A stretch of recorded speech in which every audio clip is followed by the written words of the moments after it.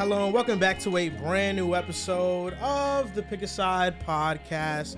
My name is Joe Moran and I'm here with Pepper Brown, Andrew Velez, and Joe Dehls.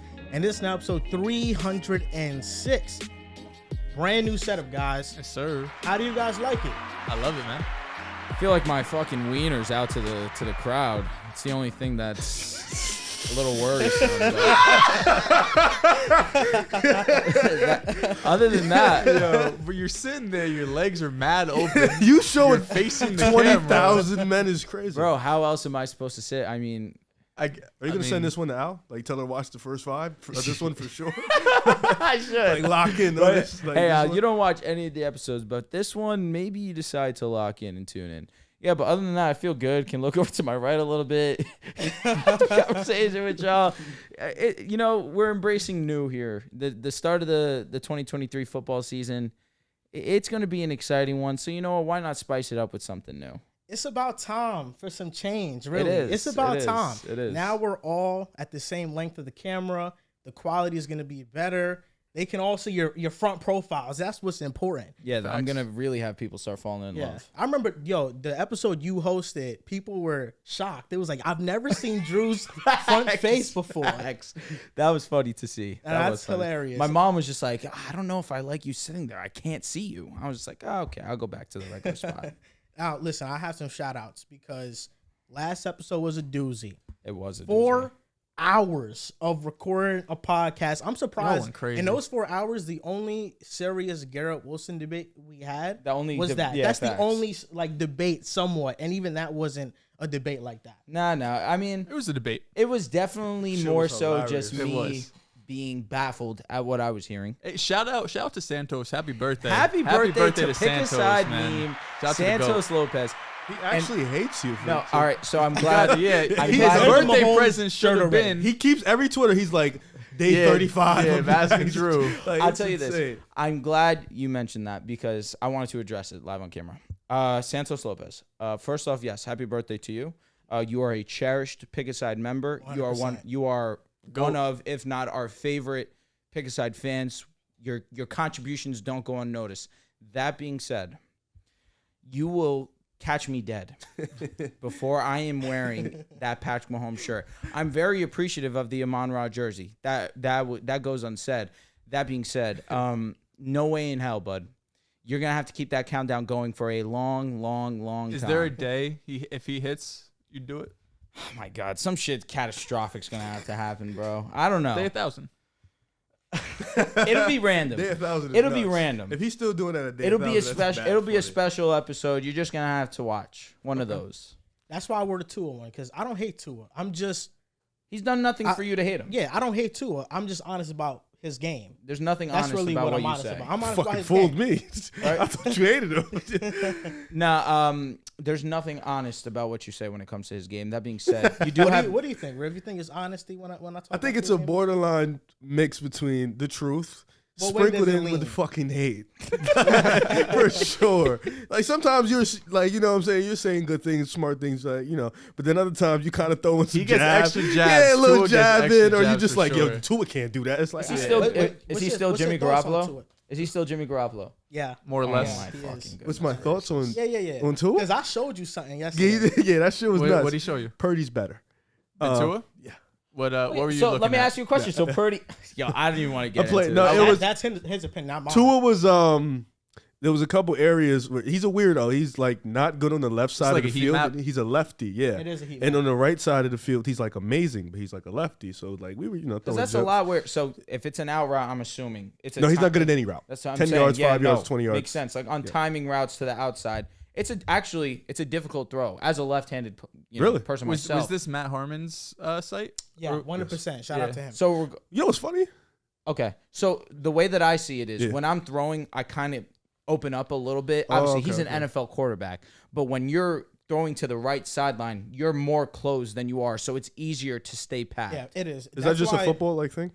It is kind of like a kinda. football And like thing. baseball too?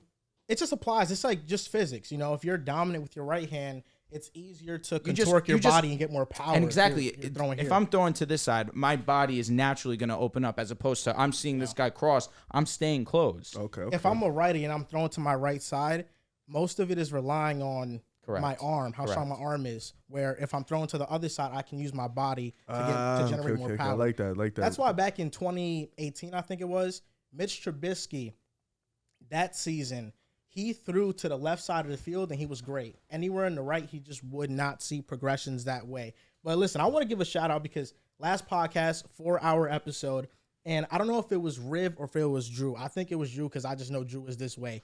Drew said that if you made it this far, comment That was creamed. Oh, that was my me. George. That was me. That was me. Of course it was. No, Drew, did you said it, and I said if you're here, comment it. Yeah. So I'm gonna give a shout out to the YouTube commenters that did it. Real. So this is at OTLC HAUD 9279. He commented, "I creamed your jorts." That was a weird name. Creamed our Jorts. Wow, Yeah. that's fucking crass. Mexican Burrito 1 went, "Creamed the fuck out of me, jorts." Wow. And somebody commented, Smitty who, was asked Smitty who, "That boy Drew drunk?" Question mark. I know. I didn't understand. I saw that comment. I didn't understand It's the it. sunglasses, bro. Oh yeah, no, that's They that's don't here want to to. stay. They don't want you to see your eyes. No. At Robert M _2119 said, "I just creamed my jorts. Love the 4-hour pod." We really Shout locked out in. to I them, told you man. guys when we finished that. I definitely didn't feel like it was a 4-hour podcast. I felt the 4 hours. I felt sure. I was for sure. We got 2 4 hours. more. I felt the 3.5, and I was like, it's getting At bad. Go Bonnie, I just creamed my jorts. And Just read the at name. Dante We know what he said. 2797. Yeah, Real, facts, real. facts. That's actually the first 4-hour football episode I've ever done. Yeah, we get into 4. We've done 4-hour basketball. First time I went locked in from start to finish, straight football. First time. That was Yeah, even though you definitely said my some first 4 bullshit hours. about the Detroit Lions being your 21st best team in football. Well, it's a lot of AFC teams better than them. Huh? I do have like 11. Are there a lot? Yeah. Like the Steelers, There's I like- think are better there's than the like Lions. 8 or There's 9. 20 teams better than Detroit Lions. You're out of your I mind. didn't say 20. You Says had like 11. 21. Listen, Because I have some I'm- NFC teams. You know. I'm done. I'm done hearing people be heavily critical of off-season predictions. Bro, he said Anything they're could happen. 21st. Oh, this guy, Anything he's saying can happen. he's saying I mean, that. we had Seattle all fucking like 30 last year, probably. Fine, I'm I saying guess. that because I just watched never an know. old Pick a Side video today Uh-huh. from us talking about the Jaguars and what they're going to be going into this past season. We all had them below 6 wins. None of us projected them to win a playoff game and make the playoffs. And win We the had them division. projected 6 wins. They won 9. They made the No, playoffs. Yatu had 4. I had 6. Okay. Yeah. Yatu had He had 4. to make it 3, worse, right? Like, Yeah, I Yatu believe it. had They were 4. I had terrible. 6. But that's what I'm saying. Like the Lions could easily disappoint this year. I wouldn't be shocked. It's if Easily. like, come on. Yeah. The Steelers are what? The 9th best team in the AFC? 10th? They're or better take. than the Lions. Who's I the feel best defense in that division? The Packers, right? On paper, Probably the Packers. Okay, regardless of that fact, the offense for the Packers is a question mark. The best offense, in my opinion, For sure. by far, Detroit. is Detroit Lions.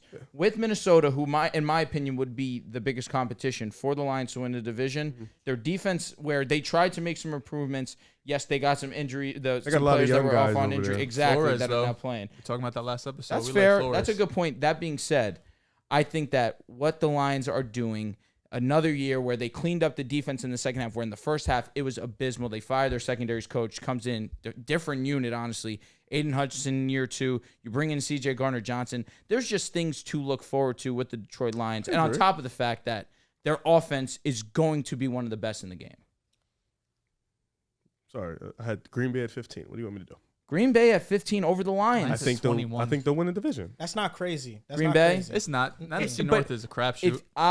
I can level because I'm not trying to have a 16. crazy- I'm sorry. Okay, if Jordan Love lives up to I'm the assuming expectation of just being good, right?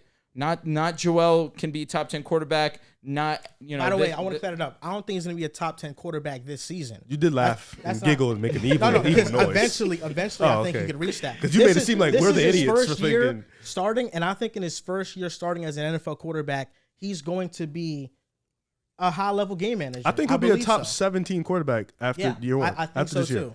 And I think if he's that, he'll be that's better than fine. Mac Jones. I love Mac Jones. Mac's situation a little Will he be better than rocky. Mac? Nah, Mac Jones is in for a bounce back. And Okay. I did my homework on the Patriots, and I changed my mind. I was disrespectful earlier in the offseason. Can't do that now. I was no. No, it's still the preseason. Yeah, I mean it's still the preseason. Still We preseason. got a whole list up, buddy. I look back No, I know. I haven't given the Patriots my power rankings yet. Really? No, I have not. Damn, I'm the only one left with them right now. Nah, Yeah, but I was 25. doing my rethinking, and Mac Jones is a hell of a quarterback. He is. He's a hell of a quarterback. His second year, he was not put in a good situation, but in his rookie year, He's a good 22 quarterback. touchdowns, Not hell of a. He's a good quarterback. 13 interceptions. Bro, if, I'm not a Semantics. semantics if guy. Mac Jones, if Now Mac, The he's hell not of a it is semantics crazy. guy. bro, if Mac I'm Jones, done with semantics, bro. I'm moving on. if Mac Jones is a consistent top 15 quarterback, we're talking about a Derek Carr, Kirk Cousins tier. He's a good quarterback. That's a hell of a quarterback. Okay. Like, is Kirk Cousins not a hell of a quarterback? Is Derek Carr not a hell Let of me a ask you a question: Kenny Pickett or Jordan Love? I would take Jordan Love. this upcoming season? Correct. Kenny I'm Pickett- big on KP. I this think I would season. take Pickett. Kenny Pickett has developed his quick game so much, and that's what I think is giving him hype to the year 2 breakout. Yeah. What he can do the off same schedule age. is really cool. You and him. No, Jordan Love and Kenny Pickett. Kenny Pickett's around Oh, the same okay. age. Yeah. They're like the same age. Just Matt Canada is the only thing holding me back from the Steelers really being a great team. But they've had mad plays in the preseason where they TJ Watt's back, have too. his Preseason, play. preseason. I'm trying Yeah. to keep it. We said it last show. Preseason only matters when you have an agenda. That being But I said, didn't even they've have looked a Steelers agenda. I know. I was agree. not. I agree with that. Damn near anti. I do agree with you when it comes to player performance, but We I are do, Deontay guys, though. I do. Yeah. I do like think that Deontay. when it comes to scheme, the preseason does matter. You get a sneak peek of what they're going to do into the regular season. And the Steelers are one of those teams that they kind of changed up their offense. They're did. not so conservative anymore. Gotta I hope. like Just gotta KP. hope that stays Their true in the division regular is just season. so fucking tough. Yeah, I think Jordan Love's gonna be top 17. So if I think he's gonna be top 17, that's like closer to Goff. Well, that's Carr why I and say shit. KP is one. I think Love will be better than KP this year. Okay, Mac Jones, Brock Purdy. I don't think Brock will be top 17. Okay, so you're saying Love will be better than him pretty soundly. I think because of the situation and what Love has to do in terms of what Purdy has to do, the coaching. I think Love will be able to do what Purdy wouldn't succeed in Green Bay. What about Matthew Stafford? He'll be hurt, and then Coop's probably Coop's not ready. He just got Yeah, reactivated. so I don't. his That hammy. team stinks. Hate to see Matthew's that. great. He's still probably like top 12 with a great or good Stafford. team. Yeah, I think Cooper Stafford. Cup is hurt already. I know. Well, Yeah. he had a setback. The with his situation hamstring. kind of sucks. I know so- you constantly disrespect his name. Daniel Jones or Jordan Love this upcoming season. Ooh, damn, that's actually kind of tough. Shouldn't be, but Daniel Jones or Love? yeah, I think because of the rushing yards and stuff like that, I'll go Daniel. cop out, but okay. I don't think always the It matters. statistics matter when doing this because, I agree. Jared Goff, Just off the dome. Statistically- Statistic doesn't matter because Daniel Jones, who I ride for, statistically isn't the most pleasing guy. Jared Goff statistically was the best quarterback in the NFC North last year.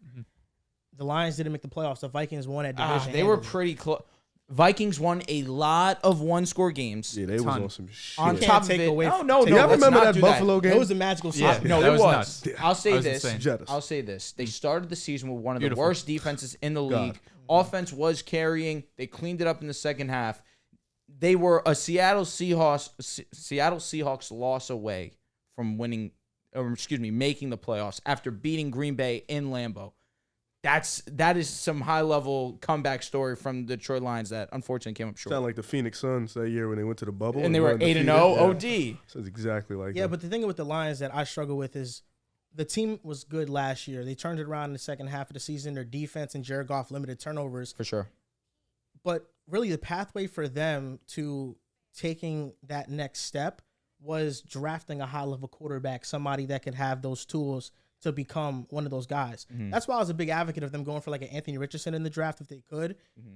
I'm not a big believer in Jared Goff. I'm not. The Lions are having contract extension talks to them. All he needs- That report just came out. I think with Gibbs there though, especially, Facts.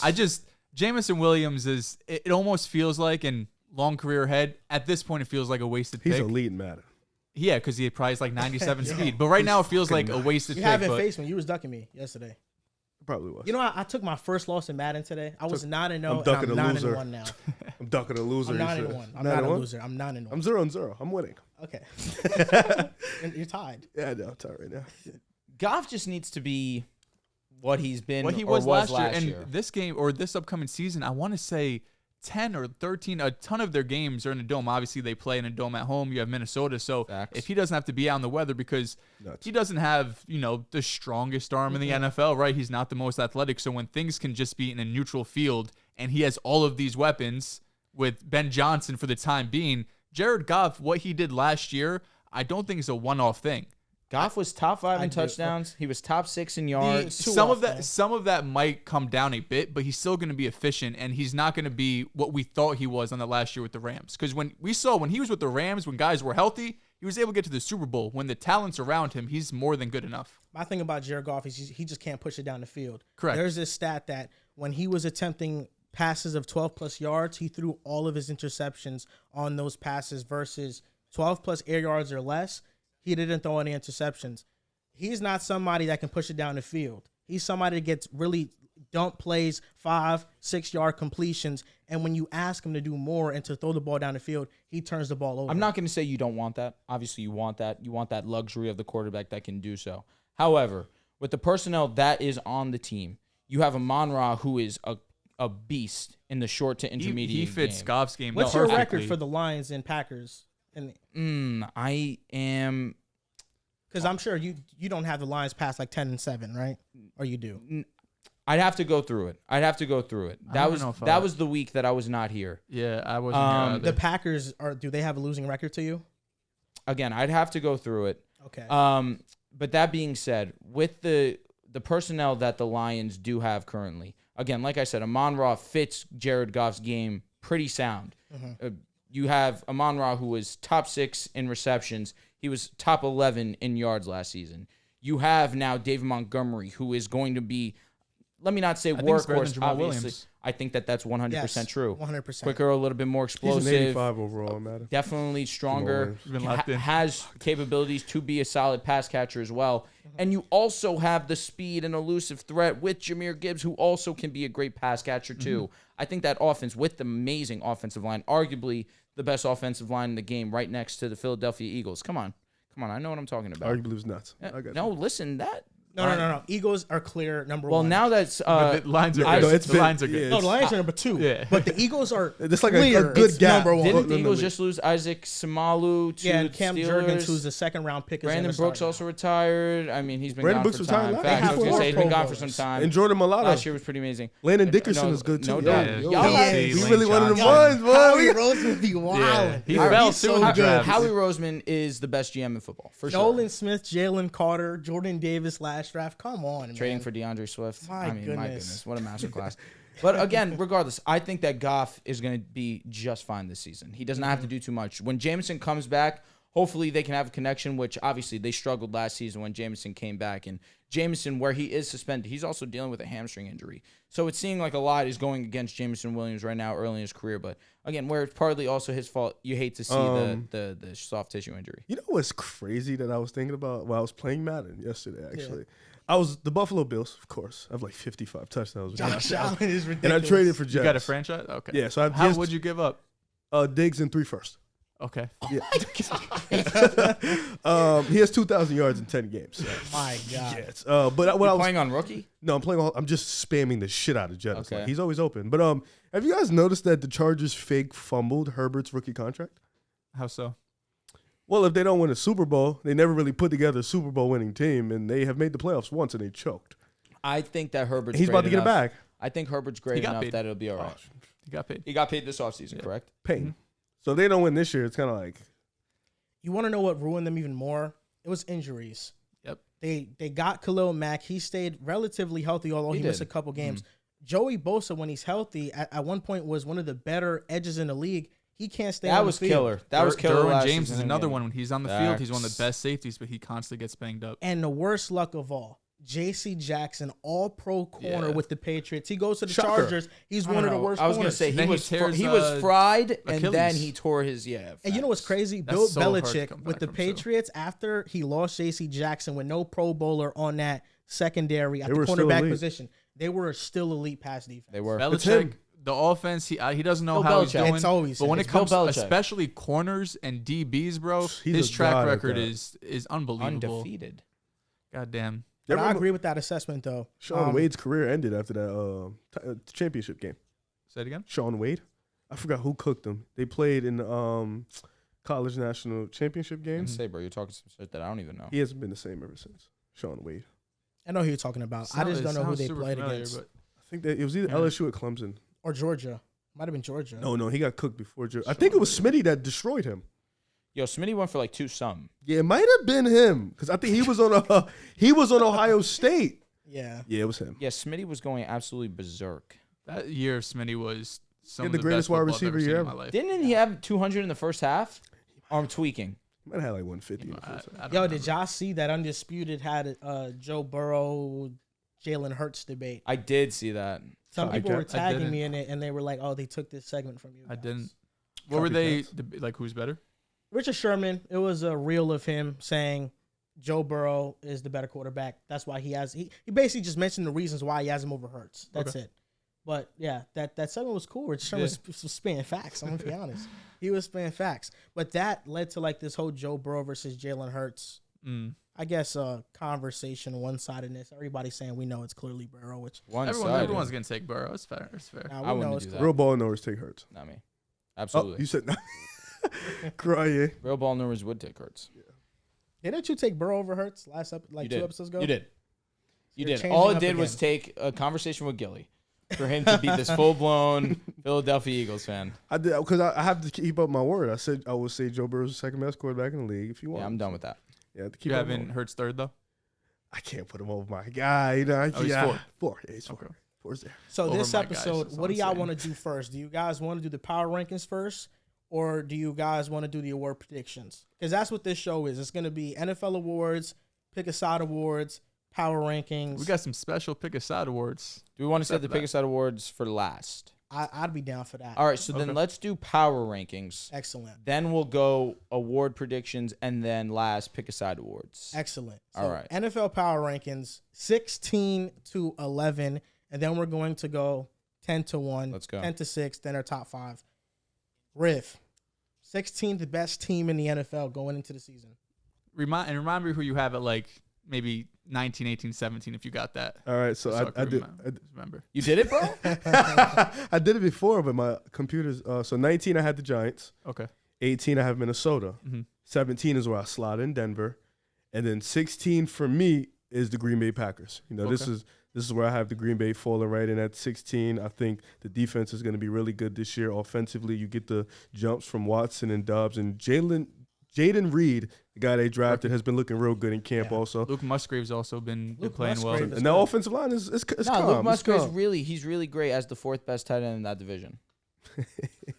There's nothing wrong with that. It's a rookie. Yeah. It's like a Yeah, second so round is Sam pick, second round Laporta. pick. And like I said before, I expect Jordan Love to be top 17 in the league as a quarterback. You know, I expect him to come in, be poised, make the right plays, make the right reads, and make the big time plays when he needs to, be smart, and have great pocket awareness. So for me, Green Bay slots right in at 16.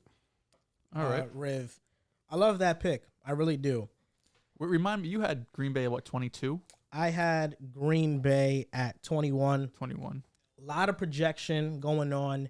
I applaud you for putting Green Bay that high. I wish I had your confidence. If everything goes right for them, I 100% will. Though. I don't think you projected, though. You kind of just kept it what it was. With my list, I kind of did it differently. Just a little different I list. wanted just to go into the season with kind of like how I feel like teams should be slotted. Number 16, the Vikings. Still think they need their respect. Let me ask you a question before you give your analysis. Did you have the Pittsburgh Steelers yet? No. Got it. I also Love don't that. have it. The You have them high, Minnesota, right? I actually will give my analysis after Joel speaks. So number 16, the Minnesota Vikings, they just won 13 games. And regardless of it being one score or not, I think that's impressive. Kirk Cousins, Jefferson, when they added TJ Hawkinson at the trade deadline, they became one of the more efficient offenses in the league. And now you have a full offseason with him. KJ Osborne as the third wide receiving option is great. The running game, they weren't relying on it last year. It was very inefficient for them. I'm just excited to see this defense, though, because the change up from cutting all your old aging veterans to now getting younger and getting faster. Ivan Pace Jr. is being named a starter. He was a rookie, and he has an amazing story. I'm excited. Byron Murphy, getting him via trade. I think this defense got a lot faster. And Brian Flores, as a defensive coordinator, has done fantastic jobs in his recent stops. So I think if this Vikings defense is better, if the offense is clicking like it should click, this past season was one of statistically, Kirk's worst year in Minnesota. if he can get back to how he's playing even 2 years before that, yeah, I mean, I could see this team really being slept on and winning this division. That's high end for them for me. It's funny, too, because I don't even think that I would look at I wouldn't look at Kirk Cousins and think that he was the issue, because he definitely was not. That secondary was horrendous. It was so terribly bad. And obviously this season you're expecting more, hopefully. And Booth also coming back too, which is huge. At 16, so just to recap my last few, I had the Broncos at 19, Vikings 18, Giants 17. At 16, this is where I got Tennessee. I still believe, even though the roster outside of D-Hop maybe wasn't any massive moves, I don't think they need to make much, because you still have Derrick Henry there. He's 29, but you still believe in Derrick Henry. Until those wheels fall off, I'm going to think he's still going to be the same dude. Treylon Burks injured himself like about a month ago probably at this point, but he was back at practice earlier this week, so he's on track to play week 1. And I was watching a Brett Coleman video earlier today, shout out to him, kind of breaking down what DeAndre Hopkins' role would be compared to Treylon Burks. And I think he's basically saw what we saw, that vertically Hopkins has missed a step or lost a step. So he's expecting, I think we were too when we talked about the Titans a few weeks ago, for Hopkins to play more slot, Treylon to play on the X, and you have Derrick Henry in the backfield. I still think that offense can be pretty good. The line I am worried about a bit. They made additions to it, though. They did. You got Peter Skoronski there. That's a huge one. Andre Dillard, who was a backup for the Eagles. Yeah, he's never good. Played he's because good. Jordan Mailata. Yeah, but Let me ask you a he's question. good. Is Skoronski going to play tackle for them, or is he playing He's listed guard? as guard That's for what right now. I know he was But drafted. he could play either. Got Yeah. And they got Daniel Brunskill, too, a guard from the Niners, who he started for the Niners before. He's at least an average guard for them. A lot of movement on the line. It's gonna take some time to mesh. And then the front seven should be great. Secondary, you got questions about. But overall, I like this team. They'll be a borderline playoff team. Titans 16. Yep. I like that. Where'd you have them? We'll see. That's respect, because Mike Vrabel doesn't deserve enough credit for the job he does year in and year He's out. one of the one of the better coaches. You said Brian Dable was top 3 last episode. You know, did. and Top three. I'm- Top No, three. no, he We didn't. let it slide. He We let said it he slide. no. But He yeah, said we let it slide. he will be Correct. top 3. He didn't say he said And he I will. But also- that's still Reed. We let it slide for It's sure. it's Belichick, Reed. That's 2 unanimous. Tomlin. absolutely. What about Mike Tomlin? He Tomlin's deserves in there. respect. I think that at this point, at worst, you have Tomlin to have has to Tomlin five. as top Kyle 5. Shanahan's Tommy in clears, there. respectfully. Tomlin clears? Bro, the tracker I he has guess. never had I to lose this guess. season. I guess. He like Pop. Like you just can't Yeah, move no, from Vrabel, nowhere. it's Shanahan, clears. Here, look, we're saying that I'm Zach done Taylor. with Sean semantics. McVay. I'm Sean not. McVay. Sean Oh. McVay, my God. There's a lot. There's a Like, why lot. am I Just down over. for that? No. I'm not upset. What about your boy, Sean He's a Payton? champion. That's a legend. We got to see how he comes back this year. Obviously, we got to see how he comes back, which I believe very firmly he will bounce back and have the Broncos bounce back. More importantly, number 16 for me, the Pittsburgh Steelers. Now, I believe in this team, and this is more so due to the fact that T.J. Watt now will be returning, and that's an obvious huge bolster to this defense. You have Minka Fitzpatrick, one of the best safeties in the game, arguably the best safety in this game. You add some additions to the offensive line. You bring in Broderick Jones in the draft. You bring in Isaac Samalu to help seal up and protect Kenny Pickett. We're starting to see some flashes from Kenny Pickett in this preseason, and I'll be honest, there's been no team that has risen as much in this preseason to me like the Pittsburgh Steelers have. I just believe that Mike Tomlin's an amazing coach. He brings the best out of his players. As we're having this conversation about him being a top 5 head coach, I believe it. I'm drinking the Kool-Aid. I believe that the surprise team of the season will be the Pittsburgh Steelers. Like that. 15. Rev, who you got? Oh shit, it's going back in the loop. I could talk actually about 15 because ironically it's a team that Joel just mentioned in 16. It's going to be the Minnesota Vikings, and I have them as top 15. I have respect for what they did last season. Of course, yes, they were winning a bunch of one-score games and were a disappointment first-round exit, but that does not take away from the fact that offense is still extremely potent. You have Jett as the best wide receiver in the National Football League. Kirk Cousins was top 4 in yards last season. He had 29 touchdowns. You would have liked to see him turn the ball over a little bit less with 14 INTs, but he showed aggression. You add Jordan Addison, who I believe will be a candidate for Offensive Rookie of the Year, playing alongside Jettas. He's going to be seeing a lot of open field, and when Kirk Cousins is your quarterback, you are going to benefit a ton from that. The defense, that's probably the only main concern, but they obviously, like Joel mentioned, they've done some things to try and address their obvious need, because last year you get blown up for over 300 passing yards from the New York Giants, who they're running out facts. They're running out Isaiah Hodgins at wide receiver 1. They're running They were running Darius Slayton out there. Of course, Saquon Barkley did his thing. Daniel Jones was running all over them in the first half. it's a matter of addressing the defense, which I think that they will be slightly better than last season. That's the hope, at least. So out of respect for them and what they've accomplished last season, and of course the roster still, I have them at 15. Well, all right. I'm going to pretty much piggyback a little bit off what Dehls said because I had the Titans slotting in at 15. Yeah, I like the Titans team, man. I like what Mike Vrabel could do with this team. They picked up DeAndre Hopkins. Harold Landry will be back this year fully healthy, so that's something you want to see. They got Bayer. They got some young corners that can do some things. Offensive line, they made a few patches here and there. And they still have Derrick Henry, who's the best running back in the league to me still when he's healthy. So I like this team a lot. I like what Vrabel can do. And in the division that week, this team could definitely make some noise. So I got the Titans at 15. Nice. It's the respect to consistency. Last year, them blowing the division really is what has kind of left a lasting impression with me. They should have never lost that division. And the fact that poor taste in your mouth. For sure. Yeah. And of course, Tannehill was injured. No, for sure. He's nuts. He's a real fruit cup. Poor taste, poor taste in your mouth. That's an expression. That's though. how I feel. Yeah, it's a good expression. You ain't see the smirk Dehls had when he said He's it. getting red and shit. You're getting red. You're I'm nuts. not getting red. But regardless, of course, Treylon, DeAndre Hopkins, there's things to be desired with this offense. It's just a matter of how's that offensive line going to hold up. Somebody I was really excited to watch this year, but I think he's on IR, was Kyle Phillips for the Titans. Mm-hmm. I was really looking forward to watching him. He popped last year. I want to say in training camp, preseason. Didn't materialize into anything in the regular season, though, unfortunately. He really did nothing. But he got banged up, I want to say, last year. My number 15, I have the Seattle Seahawks. I have a hot take about them I'm going to mention later on in the show. It's my bold prediction. We'll see how bold it is. We'll see your reactions when I do say it. But the Seahawks at 15, I think they're a playoff caliber team. The offense, I don't have no question marks about it. It's going to be a great offense. The offensive line should improve because their best young players are now into year 2, Abraham Lucas and Charles Cross. You worried about that D-line, man? The defense concerns me. It does. Tariq Woolen is a fantastic corner. Outside of him, there's not a corner I trust.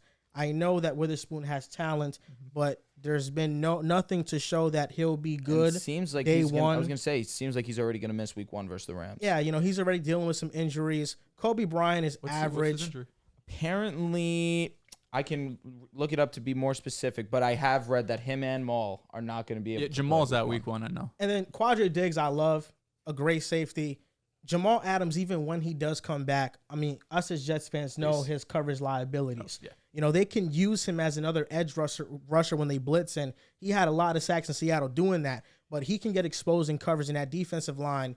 Draymond Jones is the best player on that defensive line. Draymond Green. To me, Draymond Jones on a great defensive line is like the 4th, 5th best defensive lineman. So Witherspoon is still dealing with that hamstring injury, and he apparently has been ruled out for week 1. So with the Seahawks, it's really a defense thing. Geno Smith played fantastic last year. It was unbelievable. Do I think he's going to replicate that? I do think that he's going to play fantastic again, that efficiently. He was a fantastic deep ball thrower last year, and not saying that league, damn near. Yeah, not saying that he'll drop off significantly from that, but can I see a slight regression? He was the best. Yeah, in the league. He was the most accurate passer in terms of completion percentage. Geno was out otherworldly. But Seahawks at 15, I just don't think they have as complete of a team as other teams I'm going to have in front of them. Let me ask you, what's the issue? It's the defense? It has to be. The defensive line is bottom 4 defensive line in the league, in my opinion. Okay. All right. Is the Ravens up there? Are the Ravens? Excuse me. Ravens aren't a great one. I say average, yeah. I did average. see your tweet saying that the Bengals will be the best team in the AFC, so that's the reason why they came to mind immediately, for the fact of course, we've known that when Lamar Jackson is healthy, it's their division. Okay. So are you accounting for... Joe Burrow just made 2 AFC championships. Lamar Jackson has not had a fantastic game in the playoffs yet. He's 1 and 2 in the playoffs. Didn't like where you had my Browns. Huh? To be honest, didn't like where you had my Browns. You just looked at my list, didn't you? No, I actually didn't touch my phone at all just now. I don't. Wait, what do you mean? know? What do you mean you don't like where I have? Oh, 4th place. Yeah, that's what I'm saying. Yeah, listen, the Browns is because they're fucking Steelers over them. They're high end ceiling. The Browns is Super Bowl team, but Deshaun Watson, I don't know how he's going to come back. Can you have a middle ground with this shit? You can't go It does feel high-end like Super Bowl and then in the No, fourth place. I mean that team. Can we have a middle ground? Baker The fourth place would Mayfield. be 7 wins. Baker Mayfield with that team was a playoff team, and then they regressed a lot. That team is dependent on quarterback play. I'm saying, yeah. So you're The projecting defense, Deshaun won't be here. It's quiet. I'm projecting Deshaun won't be what he was. That's what I'm projecting. But does he need to be what he was for them to be better than the Steelers? Yes. He needs to be what he was to be better than the He doesn't Steelers. need to be. He doesn't need not that. but he Yeah, has to be. that was a quick. He Yeah. needs He has to be a lot better. of what He has to be a lot better than last year. Well, a lot better than last year is Significantly. very easy. That's true. I'll go was. here with my 15th team, just to show you how great the AFC conference is. My 15th team is the Lions, but they're the 4th best team in the NFC. AFC is loaded. So the AFC, that just shows you how insane it is. We talked about Detroit to open the show, so I won't go too in depth, but there's not a lot to hate. I mean, the biggest changes they made this offseason defensively was they brought in a lot of pieces, especially in secondary. You got Cam Sutton there now, drafted Jack Campbell in round 1, Aiden Hutchinson year 2, as we mentioned. I think defense can be improved. Will it be a top 10 unit in the league? Probably not. But to win the NFC North, I don't think they have to be. And then offensively, I love Jahmyr Gibbs. I know people were going crazy that it was the 12th pick, but he's going to be used damn near more as a receiver than he will as a running back. So even though 12th might sound high for a running back, don't think of him as a running back. He's an offensive weapon that's going to play in the slot. He's going to play in the backfield. For sure. He's more than just your typical give him the ball 18 times, rushes up the middle. That's not the type of guy he is. He's going to bring another, dynamic weapon to that offense until Jameson comes back. Hopefully once 7 weeks he's out, 9 weeks. Also has that hamstring injury like you mentioned. So hopefully by then 8-week suspension. yeah, bro. so hopefully by then the hammy's good, the suspension's over. He come in Jameson? vertical threat. Yeah, I bro. thought it was 6 weeks. Nah, I think he got suspended for almost half the season. It was Shit around over, that. man. It was around that. It's But this corny. Lions team, It's corny. offensive line's great. It's gonna be a good team. Didn't Calvin really miss a year for that? He did. He got made an example out of. Sucks to suck. She never did it. Number 14 for me, the New York Football Giants.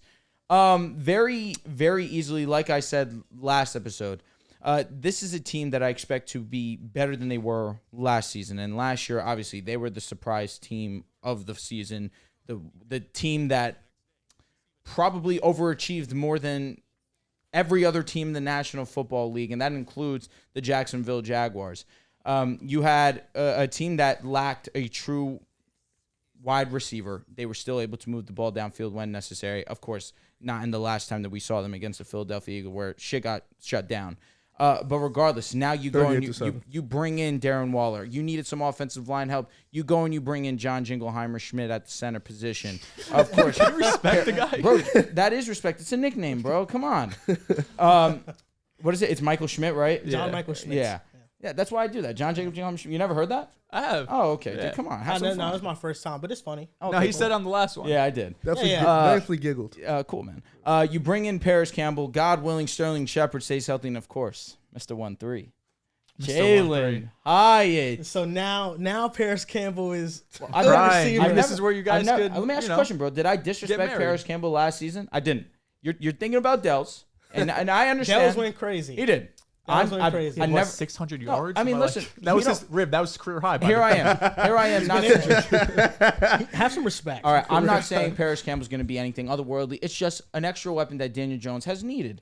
Isaiah Hodgins is like that. We can respect that. Sterling Shepard, when he's on the field, Isaiah Hodgins is a good receiver. he is. He has an obvious connection with Daniel That Jones. was a Three, fucking maybe number two. 3. And Jalen- No, he's a good number. He's like if two. Gabe Davis started on the team as their number 1 receiver. No, He's a number Isaiah 3 or Hodgins is a number solid number 2. He is a solid number 2. I would say 3. Jalen Hyatt, which I mean, go to hell. Maybe it turns into it too. Oh, Joel, how much better is Hodgins than Darnell Mooney? You don't like Darnell Mooney. I like He's Mooney much more. better. no. than him. much better. Hodgins than Mooney. Mooney fooling y'all, man. I don't know what Oh, he's you're Bro, tweaking. he had 1,000 yards already. Yeah, Nah, yeah, Mooney's yeah, like yeah. that. Mooney's like That that. doesn't matter to me. to be So honest. again, let me. So hey Hodgins guys, 700 yards fucking Hodgins moved was like you. a practice squad guy throughout his like. Can I please give some credit to Mr. 1-3, the new Mr. 1-3 in the Jalen New York Hyatt? Football Giants? He's handsome. Jalen Hyatt. I don't know if that's true. I saw his Madden pick. Oh, okay, got it. Wait, hold on, but Drew, I just have to ask Dehls this. Is it disrespectful that the Giants gave 13 to Jalen Hyatt? Wasn't David? Was it David Stills? Yeah, they gave it to someone already. I was more Okay. just. I was just You was trolling fucking around? fans. Yeah. Hey, just because of how explosive he is going to be on the field. It is, especially with Brian Dable as their head coach. He is going to draw plays for Jalen Hyatt, and with Daniel Jones' arm, we're going to see the ball being pushed down the field. And I just can't wait for the New York Football Giants to play. We already know my feelings. I think that this is a double-digit win team, and I have them locked in at 14. Bro had 400 yards. Wait, aren't we on 15? No, we're at 15. I already went with the we're at Vikings. You 14. went 15. Oh, okay, my No, bad. Dehls. Hodgins had 400 yards. No, but he was really good when the Giants picked him up after that. Like, Daniel Jones was force-feeding him. In the playoff game, I believe he had, I don't want to speak incorrectly, but I think he had around 7 receptions. He had 100. He had 9 receptions. 9 108 receptions. No. In 2 games, he had 100. it. He had 108 receptions. 108 yards, 9 receptions. In which The games? 2 playoff games? In two Oh, combined. no, but here's the playoff thing. games. No, he got clamped. Yeah, Yeah, no. well, They no one did that. all Yeah. got Yeah. clamped. Yeah. Shocker. Yeah. I think, he went for like 2 catches, 14 He yards. used to play for Buffalo. Yeah, They cut him, and Expected. Buffalo could have used him Really? for sure. like, definitely. And of course, defense last year for the Giants was the liability, and one of the main reasons that they absolutely got stomped by the Philadelphia Eagles. His But you game, go in the though. draft and you bring in Deontay Banks. You go and you bring in Bobby Okereke. Okereke. Thank you very much. You go and you bring in Isaiah Simmons for a 7th-round pick. I mean, they addressed every single hole that they had, and Joel and I spoke about it last episode too. This is going to be one of the best defensive lines in the game as well. Wing's a great coach. You know, the Giants, to help that I'm not moved. a little bit, is that the Yeah, Giants. the comments were cooking you, bro, and rightfully so. You were getting caught on casual wear. Wait, You what- didn't we're even know talking who, about the Giants? you didn't even know who Andrew Thomas was. You know what's funny about the fans? I don't know NBA jerseys. So that I didn't even know KD's jersey What number. position does Andrew Thomas play? He plays guard. Oh my God! You got no, him. Tackle, man. You know what that was, bro? Tackle. That's Tackle. payback for all the fucking times you asked me what college did these fuckers go to, all right? I don't feel bad. I don't feel bad. He's a left I tackle. can just say I'm high. Yeah. 'Cause I am. I'm high as shit. All right, fair So- enough, fair enough. You know, the Giants number 14 is good because I think, you know, they're a team that if things go their way, they could definitely exceed a lot of expectations. Last year, the 2 things Brian Dable fixed with the Giants was red zone conversion rate Definitely. and 3rd down avoidance. That's what made their offense so efficient. What he wasn't able to do is he still wasn't able to generate explosive plays for the Giants. Last year, they were one of the worst teams at generating explosive plays. I think they were 26th or 28th. It was one of those. But now you bring in Darren Waller, who can generate explosive plays. Stay healthy, Darren, please. Giants need you, man. The reason why they drafted Jalen Hyatt and the 3rd round was a steal Absolutely. is because he can stretch the field. So now, if this offense was efficient last year, He's drinking the Kool-Aid. He's drinking the Kool-Aid. Yo, put it there, Rice. I know you see the vision. I know you see the vision. if this offense was efficient last year and it adds explosive plays, it's going to be more efficient. What was last episode about? Like, where was this last episode? You know, also, I'll tell you before you go. Shit is Before you go, Joe. hilarious I'm to just me. curious. Like, it's fine. I believe that too, but just feel like last You know why, bro? episode You know was what it was? You know what it was? anti-Giants. No, okay, okay, you know what it was, bro? It's the segment. fact that $100 on the line got him second guessing. He's like, oh, No, it doesn't. Well, is the Giants after the last podcast, was I it felt Giants Packers? no, it's double-digit wins. Oh, Yeah. right. yeah. After the podcast that we did last episode or last week, whatever it was, or Tuesday. earlier this week. Yeah. There we go. I'm like a riff right now, if you guys can't tell. I felt bad about not mentioning that explosive play stat because that was one of the ways that their offense can take a jump. And also, Drew annoyed me with him just talking about Daniel Jones. That's the reason why they were this good. You know Which what? is You know much it's other amazing, things. amazing, perfect segue into this because he brought up so many stats last episode. So you know what? I figured, let me get into my advanced stats bag. Daniel Jones last year, pressured accuracy rating 6.1. That ranked 11th in the National Football League. Clean pocket accuracy rating 7.9. That's 10th. Deep ball catchable rate 60%. That's 12th. Pressured catchable pass rate, that's 65, 9th in the NFL. Catchable pass rate, 79.7, that was 12th. Accuracy rating, 8.0, that's 5th. True completion percentage, that's 75%, that's 1st. Deep ball completion, 36.7, 15th. Not great. We're gonna see that improve this season for sure. Completion percentage under pressure, 46.7, 11th. Play action completion percentage, 61.9, 16th. Hopefully that gets better now that we have some Drew, weapons. True passer rating, 94.0, 8th in the National Football League. QBR, 60.7, 7th in the National Football League. EPA per play, 102.7, that's 10 in the National Football League. Just some advanced stats to match some advanced stats. Drew, Respect Daniel Jones. Did you steal somebody's comment? He did. It's not even his original thing. Yo, I knew you stole that shit. I wasn't stolen. It wasn't stolen. Excuse me. It was given to You me. wasn't even gonna shout him out. You just gonna say this. You're like, what's up? Shout out to my brother Michael Costanza. Yeah, like, I was listening to you. I'm like, wait a minute. said, I "I see seen somebody this?" comment this shit literally the other day. He said, "Tell him about this, Drew. Don't let him sleep." I said, "I appreciate that." so bro. why'd you Listen, say I Drew, went to listen. my 'Cause advanced I knew bag? you guys would obviously mention it because it was a very strong comment in there. Because you guys should have all seen it, understanding the disrespect you guys shown Daniel Jones. Listen, Drew, You definitely showed him disrespect. But I didn't throw no And- stats out. Oh no! So I had to match some stats as well. Shout out to my brother Michael. listen, Drew. Passer rating to me is not as important as EPA. Oh, so he was 10th in the NFL. Yeah. In EPA per play, he was 10th in the NFL. Last episode, I did mention he was number one in red zone. He was as a red also zone passer. dead last in ADOT at 6.4 yards. No, we knew that. 40. Hopefully, But Darren here- Waller, Harris Campbell, Isaiah Hodgins. Now he gets a full off season. That's So why what- some of Jalen those numbers Hyatt. are skewed because he's not throwing the ball downfield. Wait, so what's more important? Just to ask, tell me right now. Mm-hmm. Being great for 20 yards or being great for 80? What's better? Obviously, Eddie. Daniel Jones outside the red zone, so inside the 20-yard line, he ranked 38th out of 47 quarterbacks in EPA per attempt on first down throws. First down is the easiest wonder down who's to behind pass him. on. And he was 26 in EPA per attempt outside the red zone overall. That's a cherry pick stat. That's not a though. cherry pick stat. It's 80. I mean, to be fair, it's 80 you just yards. You it's just like pulled 10 out fucking 12. random stats. These aren't cherry picked. I Those gave you first two I haven't even EPA. heard of. It was like 6.1 and 7.9. I was like, what the fuck is this? Pressure to accuracy rating. But like, what's that have 10? Like you said 6.1. Yeah, it's out of 10 probably. But what, I just don't know what that's from. He did say the rankings in the league though. Yeah, I just don't. Listen, I have no problem with Me either. you I don't know what the fuck's going on. praising Daniel Jones. You know, Daniel Jones deserves credit. There's no doubt. And I think that last year it was good that he was able to turn around the reputation of his career and then also get paid.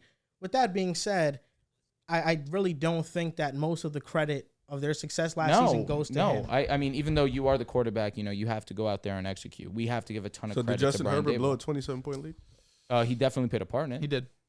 We here. What are we at? 14? I gave my 14 with the New York Football Somebody Giants. But yeah, like I was saying though, with the explosive plays, I told Dehls this stat. I told Dehls this stat last episode, I think, or it was off camera. I'm not sure what it was, but when you have a play on a drive that generates 15 plus yards or more, you're more likely to score on that drive by 7 to 8 times more. Teams that generate a 15 plus yard player on a drive have a 50% chance to score, versus teams that don't generate a play of that many yards or more score at 7% of the time. So the fact that the Giants will be able to push the ball down more means that their offense could take another step in the right direction. All right, Rev, 14. Who you got? I got the Seahawks, man. This is where they slide in for me. Okay. Seattle's at 14. I think this is a pretty good number because I only have 3 other NFC teams left, and they're the fucking obvious ones. Yeah. So I think this is the end of my mid-tier, low-tier NFC teams. I like Seattle's team. I like their offense. DK, Tyler Lockett, JSN, they just drafted. So I think they're going to have another year of a great offense. I think you mentioned that they could be top 10 in the league in offense for sure. I said top 5 at first. You ran through the teams. I was like, yeah, not Yeah, top 10 though. They could sneak it at Top like 10 9, facts. 10, 11, 12, which is still elite. I think their defense is young, but I think they'll make some solid moves and be good for the most part. The division isn't strong. You know, you have the Cardinals and the Rams who aren't good teams, and then the conference in general is weak. You got your so. boy there though. Who? Purdy. Purdy, yeah. No, In the division, they're I'm gonna- saying. they're gonna sweep him. And Sweep Pete him? Carroll No. is The such a Niners great will coach. sweep Seattle. No. They'll get one. You don't think so? Imagine if they sweep the whole division. They should. They have a chance. They to. should sweep the Rams and the Cardinals. Yeah. Yeah. It's really those 49ers games I think will be 1-1. Dales, you got 14? 14, I also have Seattle. So you had them at Nice. 15, right? Yes. We had them at 14.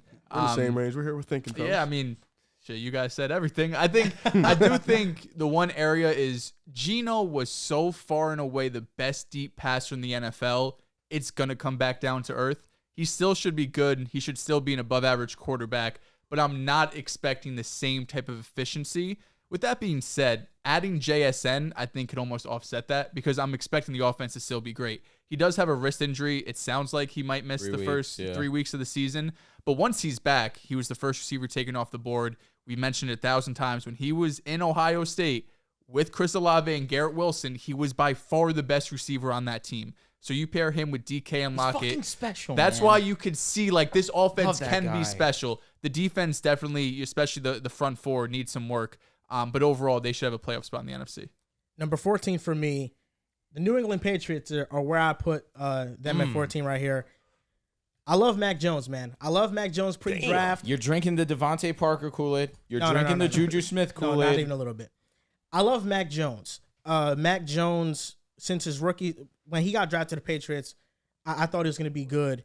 And I was very high on him pre-draft. I think he was my third-ranked quarterback. It was Trevor, then Zach, then Mac. He was good as a rookie. And that wasn't an offense that didn't feature a true number one wide It was receiver. Zach, then Trevor, then Mac. You're right. My bad. You're right. I was drinking the Zach Kool-Aid. You're a dickhead for that. You know what counteracts that, though? I called the Trevor breakout going into this past season. You did. Yeah. You did. That's what counteracts that, but yeah. Do we give praise to that? Calling a generational well, no. prospect. I mean, a I breakout? mean, we had him at 4 wins. Me and Yeah, Drew, at least. Definitely. Now, after his rookie season, But people were Urban? down on him. Urban Myers. Yeah, with Trevor Lawrence, yeah. I think we all were under agreement, though, that with Doug Peterson, it should have been. For sure. Yeah, For sure.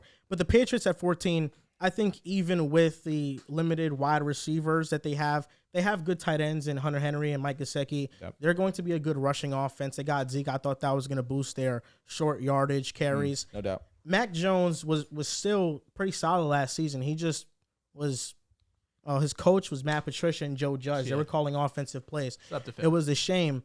And the Patriots, I think, are going to have a top 10 defense in the league. Bill Belichick has completely changed around his philosophy on what he plays on defense. He plays a lot of dime 6 defensive backs on the field, and they're all versatile. Kyle Duggar is my favorite player on that secondary. He's amazing. He's a Pro Bowl level safety. I think the Patriots are going to be really good. The schedule is tough, but the Patriots are one of those teams that I think will be in every single game this season. Week 1, they face the Eagles, and I think that's an upset alert week 1 pick. Because Bill Belichick defending that Eagles team, what he's going to call defensively. I don't know about that, but Listen, I think the Patriots, Of course, they're going to be in every game. starts here. I get you. I here's the think thing. the Patriots are a good team. You give Bill Belichick an entire offseason to game plan against you. I understand his thought process. That being said, he faced Tua 2 seasons in a row, and he's handed him an L both years in a row. So just letting that be known. So if Tua, obviously The Eagles clear. Yeah, exactly. So, We'll see. Exactly. what do you mean we'll see? No, we'll see. Oh God. Week 1, we'll see. What are we saying?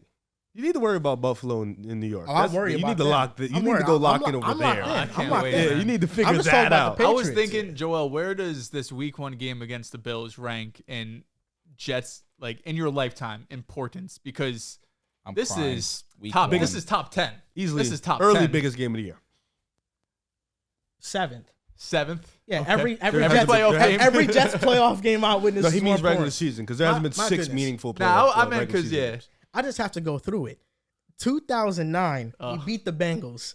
Then we beat the Chargers. The Chargers game when Darrell Reeves had the interception. That was lit. Off of Vincent Jackson. Rest in foot, peace to facts. Vincent Jackson. RIP. got the Sean Green AFC first. Championship, we lose to it was the Steelers the Colts that year. Yeah, right. Because then he lost to the Saints in the Super Bowl. He threw it. Sorry, Joe. I'm not gonna be a dickhead. I was to rooting you. for the Saints for sure. Yeah, You're a I was pussy. too. You beat Then the us. second year, bro. The second year, beating the Colts in the first round. Oh my God. Beating Tom We weren't. Brady. We didn't know each other back That's then. a so fact. that's cool. I still weren't. Yeah, I know. I was know. telling Drew the other day, Antonio Brown ended our season with that first down that he caught in the AFC Championship game. Oh, Antonio Brown. He was the one that caught that. Yeah, we had to make a comeback because we went down big early. Went down 3 touchdowns, right? Some Say shit what like you want that, about 2 Sanchez, touchdowns. but in the playoffs, he rose up. He did. rose up. He was great. But yeah, 7th. This one is huge. We have 6 primetime games. I was talking to my dad yesterday about the Jets, and he could not believe it. He's in El Salvador. He didn't know what was happening. He knew we got Rodgers now. He knew we got Rodgers, but he didn't know how big of a deal it was. Got you. Then, he's in the United States right now. I was talking to him. He's going back to El Salvador this upcoming week. And he's like, wow, like, you guys are actually, they're supposed to be really good this year. And I'm like, yeah, we are. Yeah, facts. Imagine if you're not. Be a shame. Oh, fuck you. Who you got, Drew? At number 13, because now we're moved on from 14. My 14 was the Giants. At number 13, this is where I slide in the Los Angeles Chargers. Now, obviously, there is there's expectations with the Chargers every single season for the sole fact that Justin Herbert is their quarterback, and that's understandable. However, they still have done nothing to address their run defense. It's funny to me that 2 years in a row they've been amongst one of the league's worst rush defense in the league, and again we're into another season and they've yet to address that.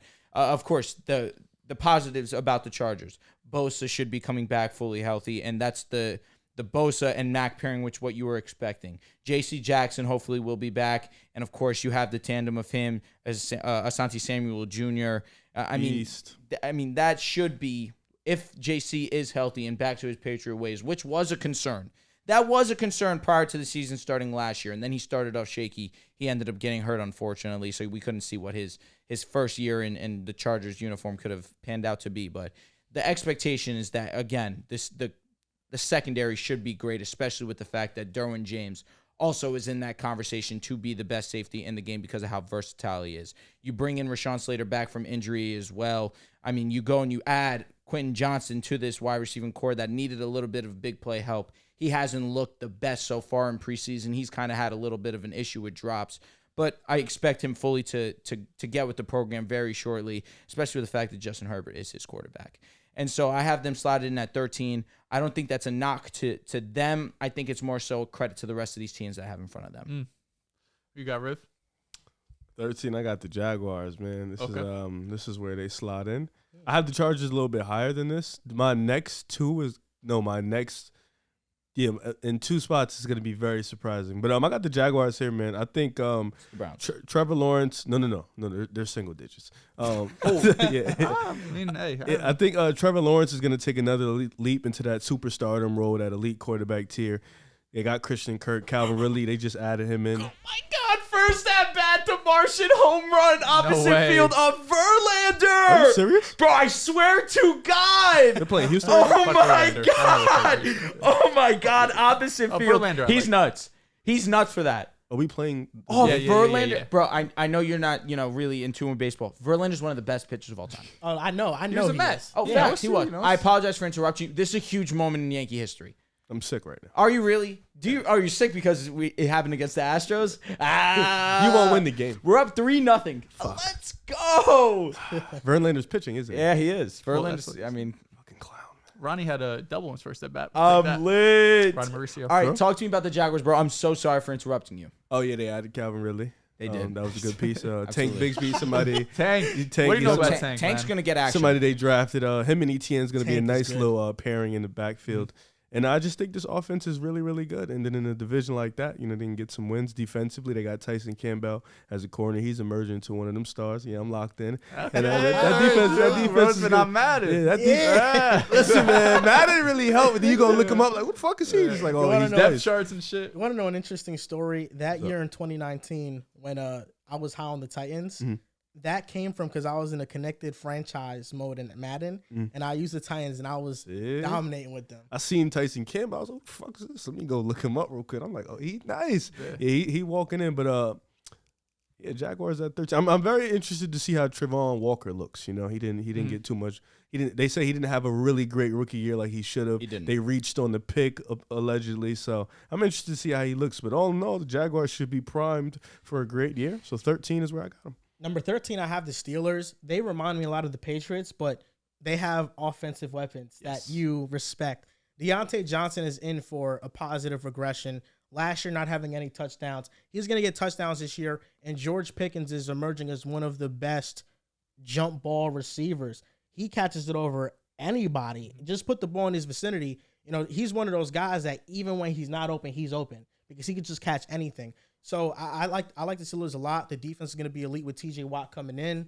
They're number 13, and Mike Tomlin is always at a winning season.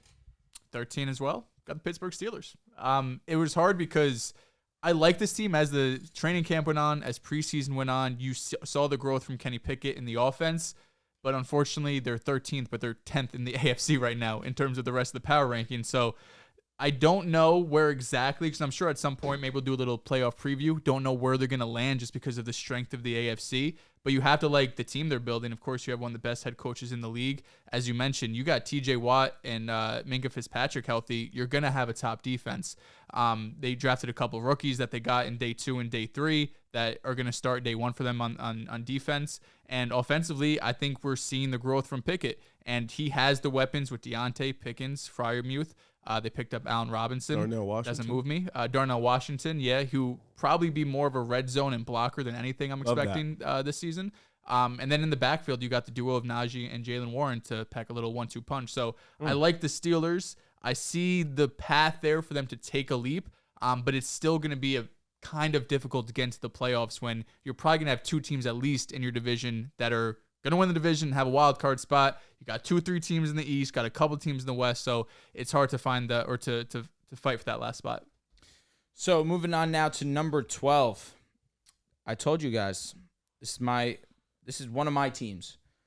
The Detroit Lions here slotted at 12. I believe this offense will continue to be one of the best offenses in the league. He's laughing at you. I mean, that's fine with me. He has the Browns single digits with a quarterback who was a shell of himself last season. No. He didn't play football in a year and a You half. can't say that, Drew. Why? You can't say that. Because I was a fan of his? No, because you once said that he was more talented than Patrick Mahomes. And then he missed almost Did you say that? He said that 100%. He missed 2 said years of football. So give him a chance. No, I do give him a chance because he's Deshaun Watson, and obviously we've seen what he can do. We'll get to the Browns. We'll get to the Browns. Correct. I don't even know where I got him. You At have least him single, 9. You just told me single He digits. just, yeah, you gave a sneak. No, peek. it's second digit, but you don't know what number. It could be 5, it could be 3. I have a Could feeling be 9. I'm going to guess 9. I feel like you did tell me 9, and that's my guess, so I'm going to stick to it. And so, again, like I mentioned early on, the offense is going to be great. This offensive line is one of the best in the National Football League. You have the Eagles, you have the Lions. We already went over this. You have Amon-Ra, who when we talk about bold takes later on in the show, his name will 100% be mentioned. You have Jahmyr Gibbs, who is going to be in heavy contention for Offensive Rookie of the Year. You brought in David Montgomery also to be that ground and pound back as well. That's one of those that was kind of shocking to me too, where they brought in David Montgomery. I was expecting him to get a lot of the workload. He was going to have success, I firmly believe, because of how great this offensive line was. Then they go and they bring in Jahmyr Gibbs. It's definitely going to be a I don't want to say a committee because obviously it's just 2 people, but it'll be a 2-headed dragon for sure. And so the defense last season, we mentioned it already. They started the season horrendously. They fired their secondaries coach. They go and they bring in Cam Sutton and they bring in C.J. Gardner-Johnson. They did things to address this defense. Hutchinson obviously was one of the candidates for Defensive Rookie of the Year. There are a lot of things to be excited for if you're the Detroit Lions, if you're a Detroit Lions fan. I believe very firmly in this roster, and I believe that this is my number 12 team in the National Football League. That's interesting. All right, Riv. Damn. 12. You had them 21, bro. Yeah. That's what's laughable. 21. You know what's crazy? I didn't laugh that because was between y'all. I didn't laugh because you said anything bad. I'm just high, so I laughed. Where'd you have Detroit? Where'd you have Detroit, Joel? 16? No, 16, something I like had him 16. I think I had him them 15. I didn't have the 16, 17 or 18. Okay. One of those. I do think Detroit over Pittsburgh is a little crazy. that. The Steelers I defense think clears. that they already showed last season with a defense that obviously I think should be slightly improved this season. They showed that they could be a top 5, top 7 offense in the National Football League in a league that's already extremely talented offensively. And then on top of it, They had the same record as Pittsburgh. They were- correct? Or it was around the same record. I know, Lions actually, finished yes, at 9-8. and correct, because Tomlin hasn't gone anything less. But yes, the NFC is a little bit weaker. And that was but TJ Watt missing. he missed a good portion of the season. Almost 7 all to of 8 it. games? Yeah, correct. You're making a good point. I'm not going to say you're not. I understand what you're saying, but I do have the Steelers here high regardless. Yeah. I have them 16th. I have him at 12. But I think that the offense of the Lions right now is definitely more trustworthy. Okay. Where I believe in Kenny Pickett. I believe in what they can do. Matt Canada does hold me back during the regular season as of right now. But even still, I have them 16th. I still believe in them. Yeah, I got the Steelers slotting in here at 12. That's where we're at, 12. Yeah, we are. Yeah, because I love their defense. Man, their defense is going to be one of the best units in the league. Offensively, I think with Kenny Pickett opened up in his game more and making more big-time plays, you have DJ, you have Pickens, you have Allen Robinson, you have Pat. Like, you got guys out there to make plays, and I think defensively they're gonna, as long as TJ Watt is healthy, defensively they're gonna keep you in every single game, no matter it's against the Bengals, against the Ravens, against the Chiefs, Buffalo. That defense is great enough to keep you in games as long as Kenny Pickett makes that next step with the weapons he has. Because we expect the George Pickens year 2 to pop out. We expect Kenny Pickett to do the same thing. So I think this team deserves its right to be one of the top 13 teams in the league. It's just unfortunate they're in the AFC, so it's going to be hard to find that window to make the playoffs. But we mentioned it, coaching is so important. They're one of the best coaches in the NFL. So slotting in at 12 is Pittsburgh. Respect that. Number 12, I got the Miami Dolphins at number 12. Ooh. Jalen Ramsey is already hurt. Xavier Howard last season 12 feels a little low. dropped off. You're going to hate me. Secondary, I don't trust their cornerbacks that much until Ramsey gets back. The defensive line is going to be one of the better ones in the league for sure. And I thought David Long Jr., great addition. he was an underrated signing. No doubt. He's one of the better inside linebackers in the league. My concern with them is two main things. The first one is Vic Fangio style defenses typically don't mesh all in year one. It kind of takes them a year to get to that point where they're one of the top defensive units in the league. And the offensive line, to me, is concerning as well. They can't run the ball efficiently at times.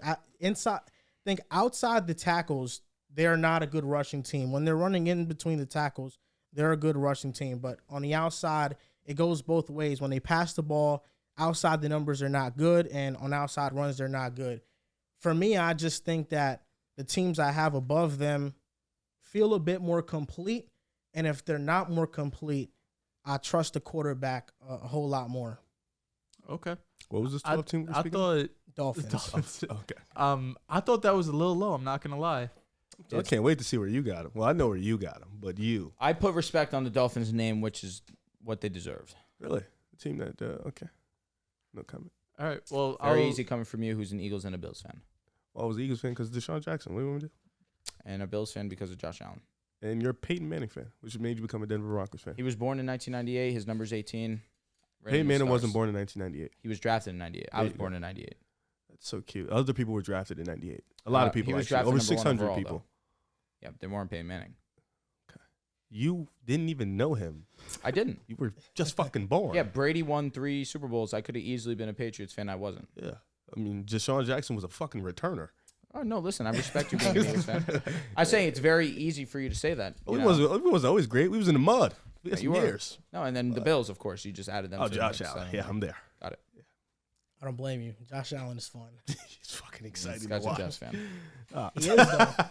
Yeah, I don't. You don't You don't, but watching you Josh can't Allen admit play? sometimes it's No, lit. I mean he's amazing. He's insane. I mean, Like when you watch him play, you don't get First of all, excited. Like I'm that snitching. he's playing? Bills and Rams, we was at either Max's or Frank's house. He was geeked the fuck up watching that game. No, I know. Watching Josh Allen. I know. Yeah. You like watching it. You enjoyed yourself. Are you talking to me? Yeah, you. Oh. You having time of your When fucking he life. played The Rams. when they had the Chiefs game in the playoffs, I was going crazy because I picked the Bills though in that game. that's the only reason really. Smart. 12. This is where I have the Cleveland Browns, and So I respect that. I don't think there's another team on this list that I have slotted that I feel more uncomfortable with because the roster's insane, top to bottom. They have talent in every unit, offensive line, receiver, corners, line, like every unit has some real top end talent. Like you have the best, arguably best pass rusher in the NFL on your team. You have some of the best offensive linemen. You have one of the best running backs. Amari Cooper and Elijah Moore are more than good enough. Oh, wait. But say DPJ. Please. DPJ's in that conversation, but it's just what is This is Deshaun fucking Watson respect. going to be? And I was hoping this preseason he was going to show me something. I was like, this is it. Deshaun is back. And he's had some moments, and I know his last preseason game, the end of game stats look nice. But for when I saw, I haven't seen the prime Deshaun back. And maybe I'm asking for too much because, of course, we're only a couple games into the preseason. Maybe he hits his stride, but I don't feel comfortable, at least the first month of the season, that Deshaun Watson's going to be elite quarterback. Maybe that happens week 10, maybe it happens week 6, but at least early on in the season, I think the ceiling of this team is going to be a bit limited until he could come back into form. If he's able to get into form, now we're talking about a team that can maybe make an AFC Championship game, maybe even further if Deshaun's really back. But when your quarterback is your biggest question mark, it's hard for me to have a ton of confidence in you. And even with this roster, I still have questions about what's their, what's this real Steelers, team. don't know the order, but Steelers, Ravens, Bengals, first 3 out of 4 weeks. So they'll get tested extremely early. There's not a team that is more volatile on a power rankings list than the Cleveland Browns. Yeah, 100% agree with you. If you think of them at their ceiling, they have a top 5 roster could not agree more. in the league. Could not agree more. And I'll piggyback off of Dehls because 11 is the Cleveland Browns where I have them slotted. You got the Browns? The Browns. I have the Browns at 11. Like I said when I was explaining the Dolphins, I just think the Browns are more complete. I think they have a better defense. I think the offensive line is leaps and bounds better. Jim Schwartz is now a defensive coach on the Browns, and he does a tremendous job historically with defensive linemen. And you see what the Browns got this offseason. It's usually in years previous, it's been Myles Garrett and then nobody else. Now it's Myles Garrett, Zadarius Smith, who had 10-plus sacks last season. Yep. You have Dalvin Tomlinson. They got Okoronkwo from the Houston Texans. Okoronkwo, that's how you pronounce it. Okoronkwo from the Texans. Shelby Harris is a backup on his defensive lineman. Miss him. They have a great defensive line, and I don't think it's crazy to say that Myles Garrett can win DPOY this year. With that much help, the numbers are going to be there. I think he has a chance of setting the sack record. Myles Garrett is that elite. And the secondary, Emerson, Ward, Newsome, all good corners, is really relying on Deshaun Watson. If Deshaun Watson even gets to 60% of what he once was, this is a team that can go far in the AFC. They're that talented on paper. Don't disagree. Don't disagree at all. So for my number 11 team, it's going to be the Seattle Seahawks.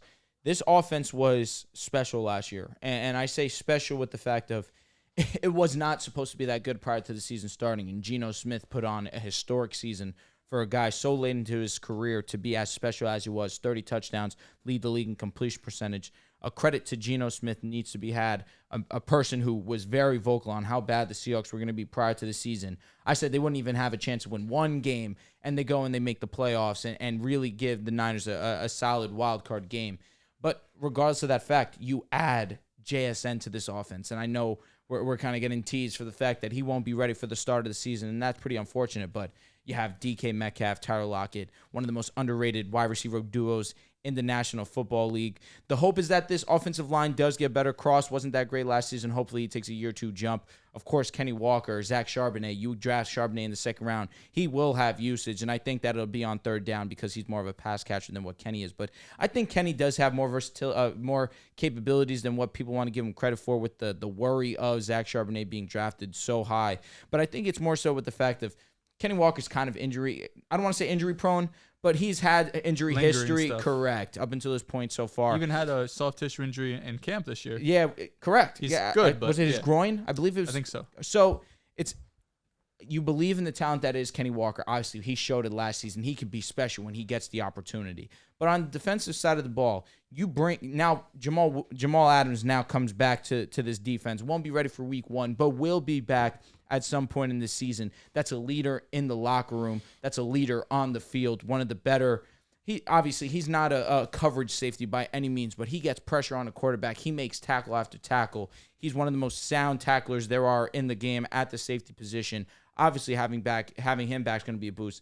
And then Bobby Wagner coming back home was an all-pro last season. There was allegations on his name saying that he was washed. He's back home finally. He gets to Who was making those allegations? Hey, man, I won't do that because I'm not trying to get messy here. Bro said the old pro is fraudulent. I understand the concerns of the defensive line, and Wosu's not a bad football player. But, of course, now Brooks coming back from an injury as well. I believe it was an ACL injury. That's what cost him not being signed.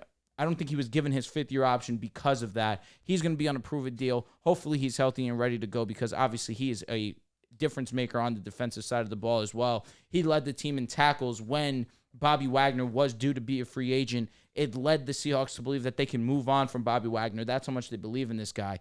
It's just unfortunate that, of course, he was injured so badly last season. But this offense is going to be great. Pete Carroll issued a statement last season that he is not a regular coach. He is the system. A credit needs to be given to him as well. So I have to put respect on the Seattle Seahawks name, and I have them at 11 here. What you got, Rivio? At 11 is where the Miami Dolphins come in. Okay. Why are we disrespecting But I think Miami? this What the fuck's going on? I don't know. I no, must be I missing think this something. I don't know. this like if Ramsey was healthy coming into the season full and ready, I would Understandable. have him a couple spots over. I just think with him going out and Howard having a really bad year last year, him being back to the number one corner is going to hurt them. Defensively in the front seven, I think they'll be solid, but offensively, the run game is going to be tough. They're going to be one of the best offenses in the league, of course, but I just think that Ramsey pickup was so huge for them in their secondary because they already have Holland back there and Howard and stuff like that. This would have been huge, but since he's out, I had to like drop him a couple spots. Yep. Okay. You got Okay. Don't love that. Don't love that at all. Riff. number To be honest with 11. you. Ramsey's hurt, man. What you want me to do? He's a long hurt, but he's season, not. man. Yeah, I mean, He's not bad. We'll have another ranking at listen. week 8, I probably. don't have a huge difference between year 11 and where the Dolphins ultimately end up for me. All right. Well, I mean, as long as I'm about week cheating. 8 we have another one out, you know. Oh, dude. Yeah. It's fine. Yeah. At 11 though, I have the Jacksonville Jaguars. What? No. I don't know why he laughed. Listen, Jacksonville made the leap last year. I honestly didn't even remember that I had them at 4 wins. If you would have asked me, I'd be like, I'll probably have like 6, 7.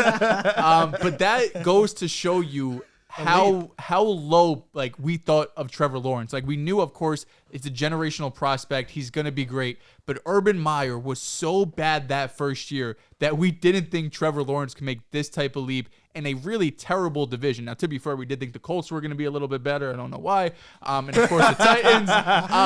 But it goes to show how far they've came. Doug Peterson, we're going to talk about him a little bit later into the show. But he's someone that came in year one with Trevor Lawrence. And that back half of the year, Trevor was one of the best quarterbacks in the league, bringing in Calvin Ridley and Tank, like Riv mentioned earlier. I'm very high on Jacksonville. Of course, the other teams in the AFC I still have over them. But in terms of seeding, they're my 11th ranked team. But being in such a poor division, we all think they're going to win the division. They can easily get a top 3 seed. It's not out of the realm of possibility. They could have the number 1 or 2 seed in the entire conference just because they have 6 games against some inferior opponents.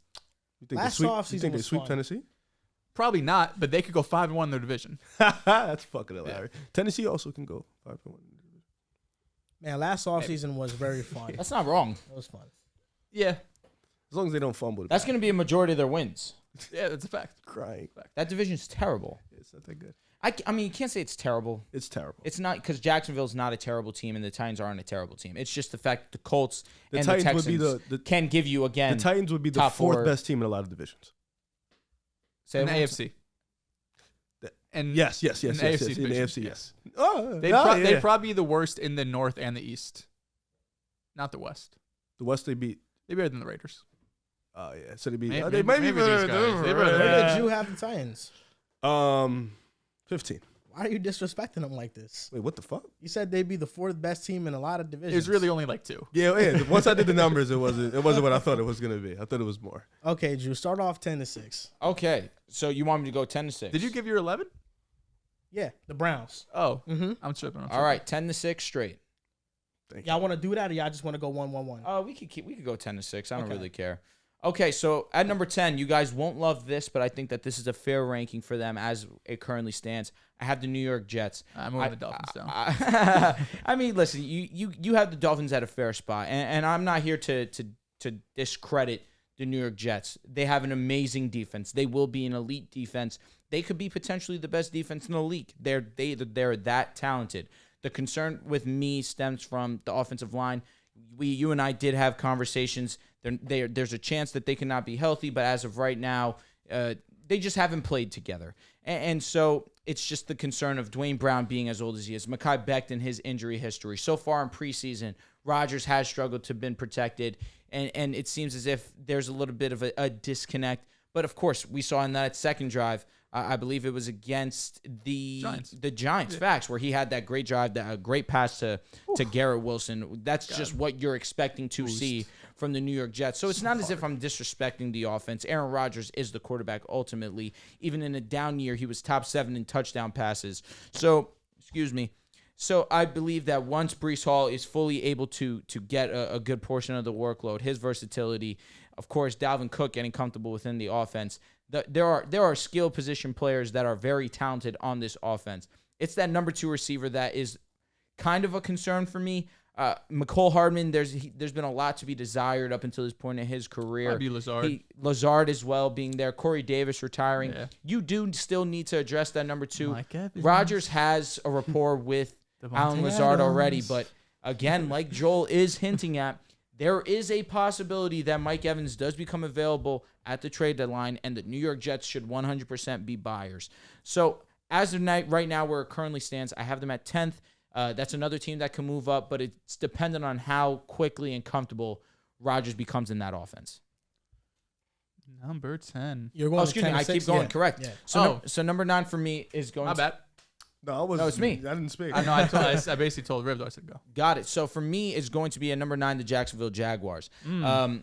With Calvin Ridley being added into this offense, I'm at 11. you have Christian Kirk also, who was able to put up over 1,000 yards.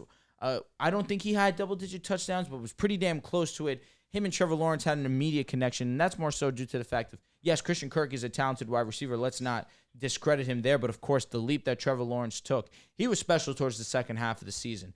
And now this defense that was allowing a ton of yards, I believe they were bottom 10 in terms of yards given up per game last season.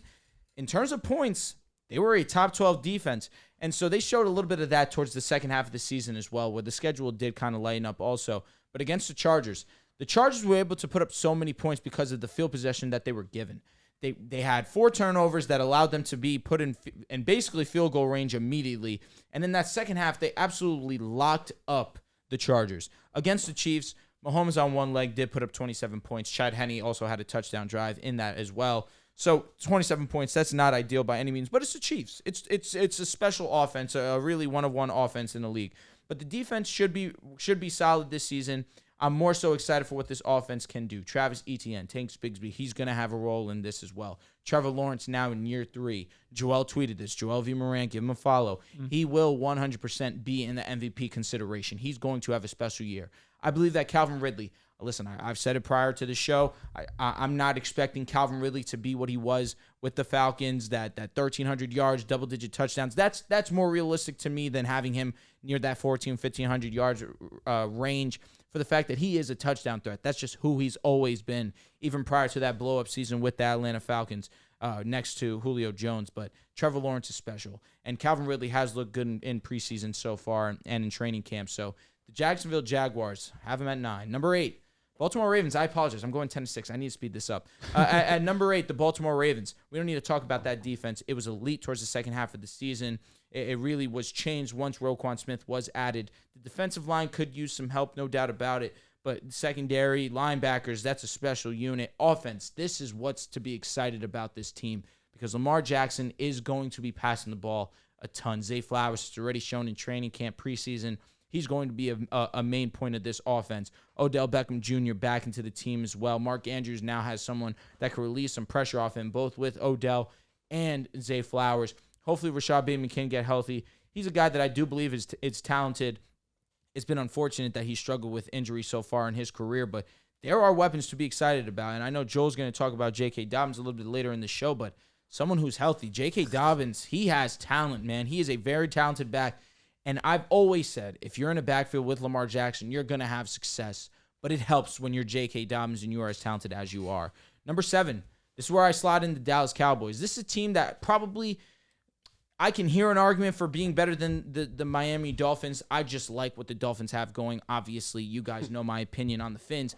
But the Dallas Cowboys, they should be a great team regardless. You bring in, of course, Brandon Cooks to help alongside CeeDee Lamb. You lose Dalton Schultz, not ideal. Ferguson should be a solid option. I believe Schumacher is going to start the season off on, as of right now, I think it's on the pub. I could be wrong. If you guys could check that for me, that'd be great. That's the tight end that they drafted. But, of course, Tony Pollard, playing on the franchise tag. He's got something to prove. He's got something to work for. And I believe that Tony Pollard will have a special season. And do we want to introduce the fantasy reaction right now? Do we want to do that? So, of course, if you don't know, before the Pick Aside dream had started, the journey had started, Joel and I were on the fantasy reaction. That's where we decided to make content. And thankfully, we have an opportunity to bring the fantasy reaction back. So we're going to be talking about fantasy football a lot. That's going to be on the Pick Aside channel. It's just going to be a show branched off of Pick Aside. So we're going to get back. Start the show. That's okay. We can talk about it now. They're going to be here talking Comment about the fantasy reaction if you're here. That's a fact. And you know that they're here because they show love and they love us and we love you. So we're going to be talking about fantasy football over there. And a guy that you're going to hear a lot of is Tony Pollard. Tony Pollard is going to be one of the best running backs in fantasy football for the fact that he's an amazing pass catcher. He's going to kill in receptions, and he's also a great rusher as well. One of the most efficient rushers in the National Football League as well.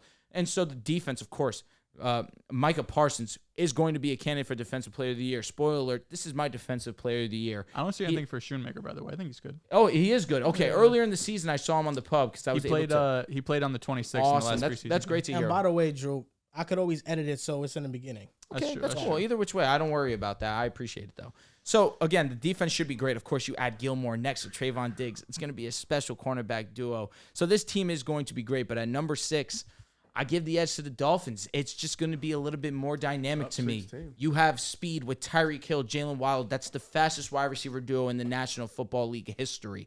And, of course, in my opinion, this is the best wide receiver duo in the game. I hear it. Chase and T. Higgins is pretty great, but Tyreek offers is one of one. And what Jalen Waddles also provides, his route running, his speed, his over-the-top ability, his big play ability. Hey, AJ and Smitty definitely are in that conversation. Let's not disrespect. Diggs carries so bad. Oh, my God. It's not even funny. So fucking bad. But, of course, Joel spoke about it when he mentioned his spiel about the Miami Dolphins. The defensive line is going to be great. Wilkins. You have Bradley Chubb, of course. Jalen Phillips. That is an elite trio right there on the defensive line. Long being added to the linebacker next to Jerome Baker. That's probably going to be a guy that they end up moving off of. But I hear you, Riv. Jalen Ramsey's not with the team right now. He is injured. Won't be back till later in the season. But I'm not treating him like he won't play this season. I'm fully expecting that Jalen Ramsey, Xavier Howard combination to be lethal. Xavier Howard definitely was a shell of himself last season. I hear you, Joel, but next to Jalen Ramsey, he's going to be great. And Javon Holland needs that acknowledgement. He is one of the premier young safeties in this league. I love what Miami's doing. You know my opinion. I believe that this team will win the AFC East. But in terms of power rankings, we have to be conscious of that. I do have the Bills ranked a little bit higher, and by a little bit higher, literally one spot, just out of respect for what the Bills have done with that division over the last couple of seasons. But Tua Tagovailoa, he will be special this year. God willing, he stays healthy. You know, week 2, the Dolphins versus Ravens game was one of the worst days of my life. We were at Vons for that. We were. One of the worst days of your life and one of the greatest of mine. Came on a Pick Aside podcast, very next episode, and had to hear you talk for 30 minutes talking about this notebook. List the names. That was a long I waited 15 minutes before my name was mentioned because my name was the headliner on the page. Now listen, Drew. On the flip side, it warms my heart you're this high on the Dolphins. Because last year, you were this high on another team, and they flopped big time. Talking about my Broncos? So for me, I'm feeling good. I'm feeling good right now. I was high on the Dolphins last year. They made the playoffs. I was high on Tua. He was top 9 in touchdowns, missing 4 games. I mean, I feel pretty confident about the Dolphins. We all knew the stats were going to be good, though. I don't know if we knew that. I remember being told that he wasn't a starting. We said it was going to be good. We said he was going to have a good Listen, man, I remember being told that he wasn't a starting level quarterback. I don't know about who. Jimmy G is a starting level quarterback. Oh, we stood by that. All I know is that someone here at this table is smart being quiet right now. He's mid. Yeah. That was you? Yes. What did I say? What was their backup? Tyrod? No, that was DJ. That was DJ. Yeah, no, DJ, you said, yes, and also heinous, disrespectful shit. Yeah, they're both Tua and DJ. That's who they are. Yeah, they're one of one. Dang. Yeah, I guess. Stop playing with their fucking name. But in all honesty, the AFC's hard. AFC East is hard. A lot of talent there. And I could see any of these teams really winning the division if everything goes right for each team. Don't disagree. There's an argument. My 10-6 is the 10th best team in the NFL going into the season is, I think it's the Chargers. I understand the season ended for them poorly. Part of that makes me believe that they're going to come into this season with a little more motivation. Justin Herbert is one of the best quarterbacks in the league, and he's now with Kellen Moore. And I think that's going to unlock this game. I never was not a Kellen Moore guy. I'm just not a Mike McCarthy trasher like you. Yeah, that's the difference, Dehls. Mike McCarthy's average. He's average. Whatever. Sean Payton with a brand name. Facts. That's facts. We about to see Sean Payne if he could work with Russell Wilson this year. What is it? Ian Book won a game. He did. Listen, Ian Book is fucking ain't nuts. no disputing that. He's like a 67. Mike McCarthy. Mike McCarthy went from Aaron Rodgers to Dak Prescott. I'll give him Cooper Rush. Won some games with Cooper Rush. 4-1 with yeah. Cooper Rush. Yeah. So even Not with a stacked Cowboys team, by the way. 4-1 with a back. do you the, mean? the Saints were a great team that year. Oh, The no. defense Yeah, was no, elite. facts. No, that Cowboys team was fire. 4-1 with Cooper. You talking about the Cowboys last year? Yeah. Stacked. 4-1. They were pretty damn good. Outside of CD on the offensive side, they don't have another explosive threat. Tony Pollard. He's not a wide receiver. He's a running back. But he's a skill position player is what I thought you were alluding to. We were trolling. It's okay. Yeah. You go. Dalton Number- Schultz is solid, though. Dalton was Schultz? there. He was there last year. He's mid. not a vertical threat. He's mid. But number 9, I got the Jaguars, the team that beat the Chargers. Good name. Got to give them that respect. Number 8, the Ravens. It's an injury-prone team. All of their best players are I injury-prone. like your list so far. The defensive line, for me, I'm not a big believer in it, but I think they'll be able to generate pressure. And Mike McDonald is one of the best game plan designers in the league, and he over the course of the season, really developed that defense, especially when Roquan came to town. Absolutely. Number 7, this is interchangeable, 7 and 6. It's the Buffalo Bills, and it's the New York Jets. However you want to have it. How do you have it? Yeah, what the hell? I How have do you think you have the it? Bills at 7, and I have the Jets at 6 because the Jets will have a better defense. The Jets are going to have a top 3 defense in the league. Can see that. I think in terms of depth, Which one is more important, defense or offense?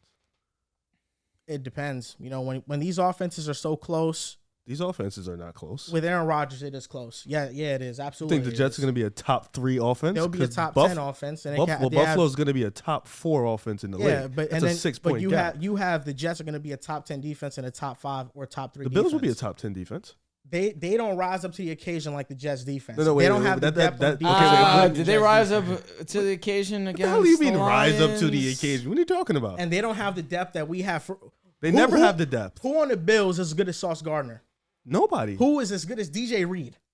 Who's good as Quinnen? They- Respect. Well, Von respect- Miller respect is Trey as White. good as Quillen. Respect Trey White. White is not Quinn's better. on No, I Sauce's agree, but level. you said- No, you no, said- no. you said it's good. You Von said Miller's DJ right there. and you said DJ Reed and Sauce. Sauce. Not like With the Trey- ACL injury now, close. his age. Yeah. He had an ACL injury before. And I Wait, but that tweeted doesn't this. matter, though. Why doesn't it matter? They have Josh You Allen. have- no, I know they have Josh Allen. That's why it's wait. 6'7". No. I'm saying that doesn't matter 7'6". because they may not have the top end talent, but they're still going to be a great defense in the regular season. Like Buffalo will be a top 10 defense in the regular They season. won't be a better defense than the Jets, though. I don't. I'm not. That's not what I'm saying. What I'm saying is you made it seem like the gap in defense is bigger than the gap on offense. But I think the Buffalo Bills offense probably gives the same gap to the Jets offense.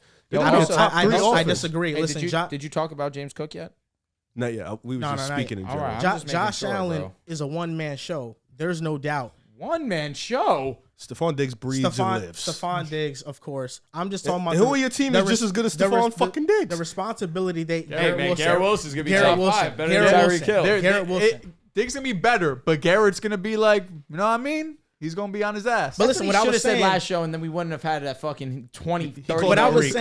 saying is that the Jets offense, we're gonna be a much better rushing team with Breece Hall healthy. That's fair. And then we'll have that passing attack with Aaron Rodgers. Aaron Rodgers is still a top quarterback. we beat him with Zach Wilson last year. No, I'm not disagreeing with you guys, but like Buffalo had everything going wrong for them last year and still finished top 10 defense, top 4 offense in the league. Did they have everything go wrong for them? Josh Okay. Allen Yeah, injury, yeah. like the Von secondary Miller- was no, gone. Von Miller Trey getting White. injured really did change how we viewed. Yeah, the the whole defense. secondary towards the middle of the year was gone. Not They, wrong. they had no depth, Yep. and they still ended up top 10 defense, top 4. That's all I'm saying. So I'm saying, like, you know what I'm saying? So what's your gripe then? Huh? What's your gripe? Because I have the Bills at 7 and the Jets at 6. I think my gripe was you made it seem like because the defense is going to be much better than the Bills defense, that's the separator. But I think the Buffalo Bills offense is going to be greater than the Jets offense. That's fair.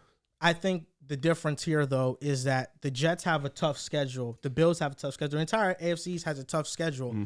And the teams we're facing have top-notch offenses. The defense for our schedule and for the AFC East schedule, that defense needs to show up for those big-time games. And I think the Jets' defense will more often than not Against show who, up though? more than Who does Buffalo's defense? Who haven't they showed up for? They showed up in the Ravens game last year. against top Showed up in offenses. the They Chiefs. have blimps. They for sure do. I mean, they beat the Chiefs last year. So, and that's a top offense. Their defense showed up. And then Josh Allen finished it off. Baltimore is a top defense. They beat them too. I mean, this gap isn't huge in terms of the teams, but in terms of the defense, the defense is better than the Bills. Is there defense. a big gap between the Jets and Bills for you on your list? Let me ask a question. Von Miller, What's a big gap? Is it more than 3 spots? Actually, no, they're neck and neck. Okay. So Yeah, I don't. Yeah, it can go either He's way. here for conversation purposes, Yeah. and I respect that. So Conversation. I respect that. my question is Von Miller good for week 1 or is he still He's hurt? gonna be good by week 5. Okay. I said this the other day, but I think the Jets might have the best defensive line in football when we talk about depth. Quentin Williams is an all-pro defensive tackle. He's elite. Bro. He is. He's so good. Carl Lawson, John Franklin Myers, those are our top 3 guys. But then we have Jermaine Johnson, who I think is a star. We have in the Bryce, making. we- Star in yes, the making. Star in the making. Bryce Huff could be half of NFL teams' he has best edge rusher. I want to say he had the best pass rush win rate in the NFL last year. Will McDonald also needs some respect, bro. He's been having doing a his great thing in preseason. preseason. Will McDonald. We signed Quentin Jefferson, who was a Seahawks sack leader last year. Solomon Thomas is a good run defender. I mean, we legitimately are 8 deep at defensive line. Your defense is scarily good. That's how Robert Saleh wants to play his defense. 4 guys that go up to quarterback, and you got those. And I got to those, mention Al Woods, too. those corners in the solid secondary. veteran. One thing I want to give Joe Douglas credit for, which obviously there's a laundry list of things you can give Joe Douglas credit for. He knew his head coach's strengths. Mm-hmm. He, in one offseason, realized, hey, I can't put this personnel out there with a special defensive mind. And year 2 already puts together one of the best defensive units in the National Football League. Year 3 with Saleh, I'm with you guys. I think that we're looking at a top 3 defensive unit. There's so much talent all over this team. You want to go 10-6, wherever you want me to? Yeah, I'll go. It's right here. Honestly, I thought you said something else, but I'm fucking high, so I can't think of what you said. This guy's been popped for like an hour. Yo, bro, it got worse. Yeah, I bet. You guys fucking went fucking ham on that They were thing. sucking that shit down. So I'm looking at last year's stats. The Jets in defensive EPA success rate were 3rd. The Bills were 18th. Cook me. I don't know what that. No, listen, I don't know what that EPA shit is, but it sounds important. Listen, that's the thing that bothers me about EPA. There's not really. How many percent of the of the audience do you think really knows what? I don't want to disrespect them. 12%, 15%. If that's listen, hey, credit to you guys that know what EPA is. I think over 60% should know. EPA, if you're with football, EPA is. Listen, I know it's it becoming is, more Listen, common. of Yeah. course, I have to because I've heard him mention Yeah. it. Fucking He has mentioned it. all I mean, the time. if you watch NFL Live on ESPN, Media Comms especially uses that stat. all do the they time. really? Yeah, Good for 100%. that's real. Okay. Yeah, EPA is legit. To be fair, Buffalo's team on the defensive end was very injured all year. They were. No, but They also were. what you can say to a testament of the Bills, which is why I have them ranked over them, is Josh Allen and Stephon Diggs. That is There's a consistency, there's a trustworthiness within that offense. I'll fly through mine. I think mine's is relatively the same as yours with a little wrinkle here and there. I had the 10. I had the Chargers coming in at 10, the same spot as you. Respect 9 is where Cleveland comes in. I was right. Bang. Yep. 9 is indeed where Cleveland comes in. You know, they got a lot of stars: Denzel Ward, Myles my Garrett. bad, you know, my bad. They have Dalvin Tomlinson, Greg Newsome. They have a lot of depth. Offensively, the offensive line is there. Nick Chubb, the second best running back in the league. Excuse my language. Saquon would like a Who? chat. Saquon Barkley. Oh, CMC, you're right. The 3rd best running back in the league. Respect to Nick Chubb. That's my dog. And then Amari Cooper, DPJ, David Njoku, Elijah Moore. Of course, you know, I'm here. You know, everything is predicated on Deshaun Watson, though. Everything is predicated on Sounds like you're a Deshaun believer. Watson. And I'm locked in. I'm for sure. I think he'll be 80% of what he can be. And if you can be 80%, dog, That's top 8. That's what I'm saying. That's like top 10 at worst, you know? So I think Might this hit the team ball is like really 470. good. Number 8 is where I got the Jets coming in. You know, I love your defense. I think offensively, Aaron Rodgers brings a different dynamic. You have Cook, you have Breece Hall. I just think you maybe need another either another receiver. Another maybe, receiver. Yeah, you need another guy to complement Garrett Wilson. I think there's nothing wrong with asking for that. Let me ask you guys a question. You guys are Team Conklin or Team Usama? I think Conklin will have more yards. I agree. Conklin. Yeah. Conklin showed a lot more last season. He's a better pass catcher. Yeah. More explosive. Number 7 is where I have the Buffalo Bills. Did all that ranting, and I actually have them back to back. I just think Josh Allen can do so much more than other quarterbacks with less, and he's coming into another year. They picked up Kincaid. The offensive line hasn't looked good in preseason, but still Josh Allen's able to rush and get out the pocket and make things work. Defensively, Tre'Davious White should have a better year now with a full offseason of getting ready. Micah Hyde, Jordan Poyer, those are still good guys. Christian Bedford was all right as a rookie. Alam was going to be in his year 2, year 3. So I have the Bills at 7. And number 6. I'm going to be honest, bro. Hearing you have the Bills at 7, I'm floored. Why? I can't believe you have them. And the way that you talk about the Bills that low. I'm realistic.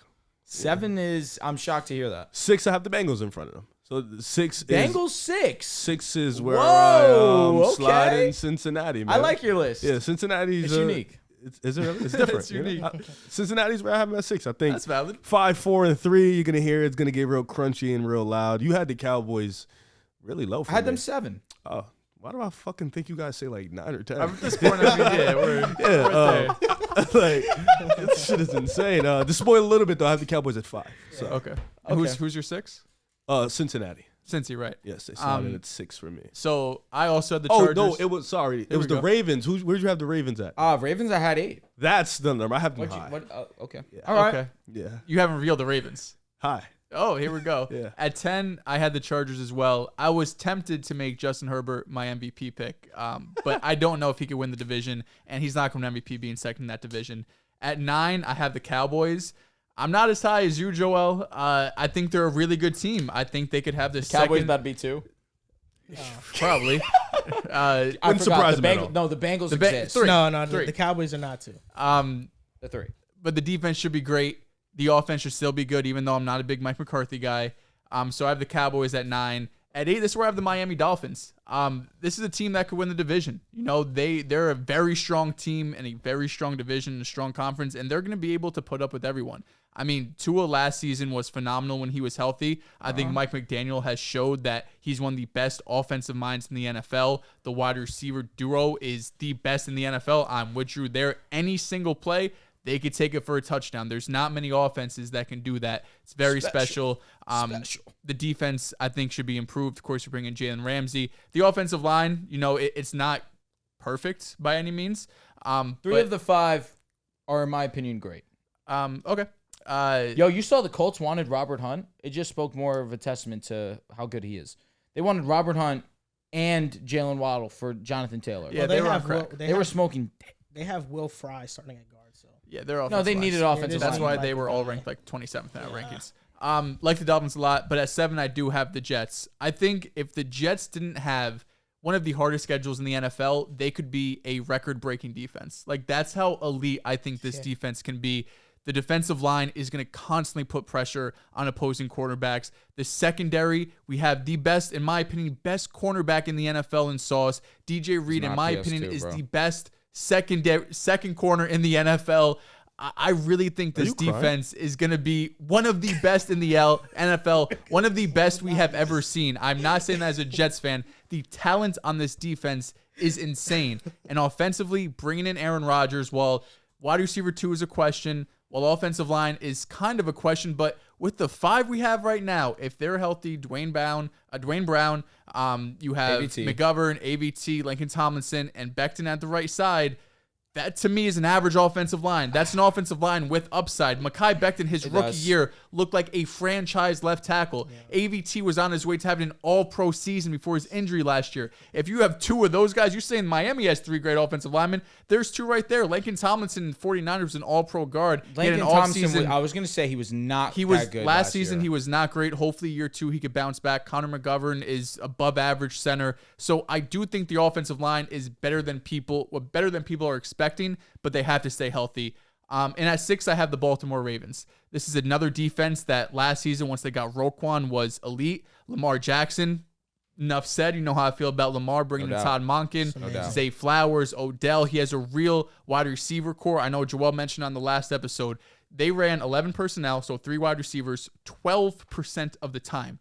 The NFL average is in the 60s. This was a team that was playing like 1940s football last year because they didn't have receivers. Now they have receivers with an elite quarterback, not even mentioning Mark Andrews and Isaiah Likely, who are arguably the best 1-2 tight ends in the NFL. I think Likely's going to have a big role in this offense as well. So I have Baltimore at 6. But, man, just thinking about those Jets, I might should have them higher, man. I don't know. Joel, you know, the Eagles broke the sack record last year. Yeah. Your line got to do something elite, you know what I'm saying? We broke they gotta be special. Yeah, gotta be special. We broke the sack record, man. Yeah, your defense broke the sack record to get 0 sacks in the biggest game of the season.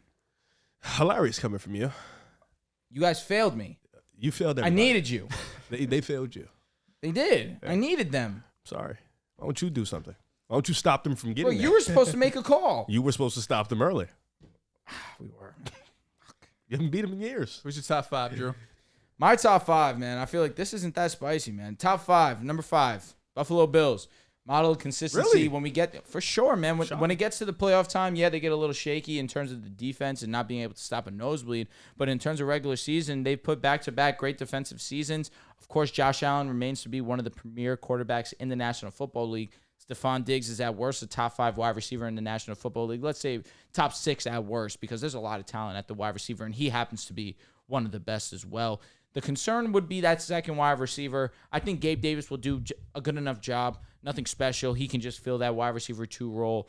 And then, of course, my breakout running back of the season, James Cook. I guess let's not. Are we counting Bijan? Like, I feel like that's not. Does that count? I know he's a rookie. He's a rookie. You can't. Because I know people have Jahmyr Gibbs as a breakout player, but he was drafted so high. I just keep it in mind of players that are not rookies, right? This is my running back breakout of the year. I firmly believe in the talent of James Cook. He was extremely efficient in his limited touches last season. He provides versatility as a pass catcher as well. He can be Josh Allen's best friend, where he does not have to be this offensive engine that we've seen these last couple of seasons, led the team in rushing yards last season. He can rely on James Cook. I think that he is good enough to do so. See him in the check down, see him out in the flat. James Cook is that talented, in my opinion. The one worry would be the offensive line, but of course, how efficient already James Cook has shown his limited touches, and on top of it, Josh Allen. His escapability is one of one. Let me not say one of one, but I should say of his stature, his build. It is one of one. Bro keeps arguing his own semantics. No, but of course you have to make sure that you're coming across accurate we're and letting you very cook, concise. bro. No, Cook. I appreciate it. Number 4, the Cincinnati Bengals. I'm respecting them over the Buffalo Bills because back-to-back AFC championships. You can't discredit what Joe Burrow has done in the National Football League in back-to-back seasons. 2 AFC championship appearances, 1 Super Bowl appearance, has outdone himself year after year. He really is, at worst, top 4 quarterback in the National Football League. You have Jamar Chase, T. Higgins, a top 3 wide receiver duo in the National Football League. In my opinion, that's number 2 right there. Joe Mixon wasn't his most efficient season last year by any means, but of course is a quality back. Offensive line, God willing, is better than what it put forth towards the back half of last season. I know it was injured, but you got to protect the franchise, where Joe Burrow already is dealing with an injury, a calf injury. Thankfully, he was back at practice yesterday or the day before. That's huge news if you're a Bengals fan. But Onarunmo, correct? That's his name. Correct me if I'm mispronouncing his name. Lou. One of the best defensive minds in the game. He has put forth the best defensive scheme against the Kansas City Chiefs that anyone has put forth so far. He really has put special performances forth so far in his tenure with the Cincinnati Bengals. You do lose Jesse Bates. The concern is with the secondary that you don't have the personnel to really match up against high-level wide receivers. But with Onarunmo, all I can do is put my faith in him. At number 3, I struggled here. I went back and forth with the Bengals and this team, but number 3, the Niners. I mean, this defense, in my opinion, is the safest to be the best defense in the National Football League. And on the offensive side, I expect a full bounce-back season from Deebo Samuel. Brandon Ayuk is extremely talented in his own right. CMC is the best, most versatile running back in the National Football League. Offensive line solid. Of course, it helps that they have the best left tackle in the game in Trent Williams. But George Kittle as well as one of the best blockers, one of the best receiving tight ends in the National Football League. It's a special team. None more to be said. I believe in Brock Purdy and his ability just to win, play winning football. Number 2, Kansas City Chiefs. And they're not number 1, although I know they are the reigning Super Bowl champs, for the fact that what's going on with Chris Jones. I don't want to treat it as if, obviously, I know he will be on the football field at some point in time, but without Chris Jones, Joel keeps saying it, man, this team is not what it is expected to be without him. He is the heart and soul of that defense. The difference he made last year throughout the entirety of the season, carried over into the playoffs, the impact he had in the Super Bowl. He is a game-changing defensive player. Without him, it's going to sting. But I look at the personnel. Yes, you have Mahomes. He's going to be able to make something out of nothing. Andy Reid, the best offensive mind in the National Football League. Travis Kelce, the best tight end in football. I expect Sky Moore to break out this season. But, of course, there's the question at wide receiver, but there's not a question when Patrick Mahomes is your quarterback. It's just a matter of what this defense is going to do. I expect this defense to be better than it was last year, but without Chris Jones, there's some questions. And number one, Philadelphia Eagles. I mean, we're looking at a fringe perfect team. You have unbelievable offensive line. You have the franchise quarterback in Jalen Hurts, who will be, spoiler alert, my MVP pick for this 2023 season. You have Devonta Smith. You have A.J. Brown, top 3 wide receiver duo in the National Football League. Dallas got one of the best tight ends in the National Football League as well. On the defensive side of the ball, Riv just mentioned it. They set the record for sacks in a season. You have, of course, Big Play Slay, friend of the show. Hope you're doing well, Big Play. And you have All-Pro James Bradbury on the opposite side. You do lose C.J. Garner-Johnson. There is a little bit of depth needed at the safety position. But regardless of that fact, this team is special. This is my number 1 team in the National Football League. I'll jump in because I have the same exact top 5. At 5, I have Buffalo. And all of these teams, there's no real regular season questions, I feel like. Like for Buffalo, it's can they just show up in that biggest moment, get over the hump, and get to a Super Bowl? These last 2 years, well, last year was disappointing. The year before, the Mahomes L, it sucks, but you played your ass off. 4 is the Bengals. Their roster is similar to the Bills in terms of pure talent, but I think their defense is definitely better. And Joe Burrow, I feel like in the playoffs, trust him a little bit more than Josh Allen, even though he does his most work against Patrick Mahomes. But he did get a W last year against Josh Allen. Do you trust Burrow more than Joshy? I just feel like maybe not Burrow, but the Bengals as a whole. That's what I should say. I agree the Bengals with that as a whole, statement. I trust more than the Bills. Defense. Yeah, they show up. At 3, I have the 49ers. Even though they're at 3, they're a little bit volatile just because we know their injury history, right? A lot of their best players do get banged up on both sides of the ball. And although I think Brock Purdy is going to be more than fine, it's also you have these other guys up here with Joe Burrow, Josh Allen's, Lamar's, Rodgers, that Brock Purdy's not that type of guy. So you're expecting him to continue to be extremely efficient. We've seen Jimmy G do it for years, so there's no reason he shouldn't be. But he's also, was Mr. Irrelevant because he didn't have the most flashing college tape. So although I expect him to still be fine, he's just obviously nowhere near those other tier of quarterbacks. At 2, I have Kansas City, and at 1, I have the Eagles. I think the Eagles have a perfect roster with a, elite quarterback. There's really no holes on that team. Wow. Surprised y'all don't have the Cowboys in the top 5, man. I got the Cowboys. I'm at 9. Yeah, I got the Cowboys at 5, man. I just think Gilmore, Understandable, bro. Diggs, they picked up Brandon Cooks. Yep. So they got Coops, they got Lamb, they got Gallup. Lamb is gonna. I'll talk about him later. He's gonna have another big year. Can't wait. But I got the Cowboys at 5.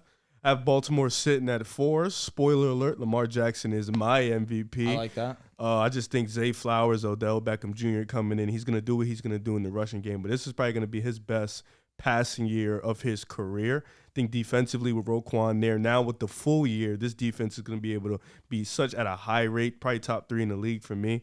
And I got the Ravens at 4. The Chiefs at 3. I'll be honest, they probably would have been 1 if Chris Jones locked it in with his contract.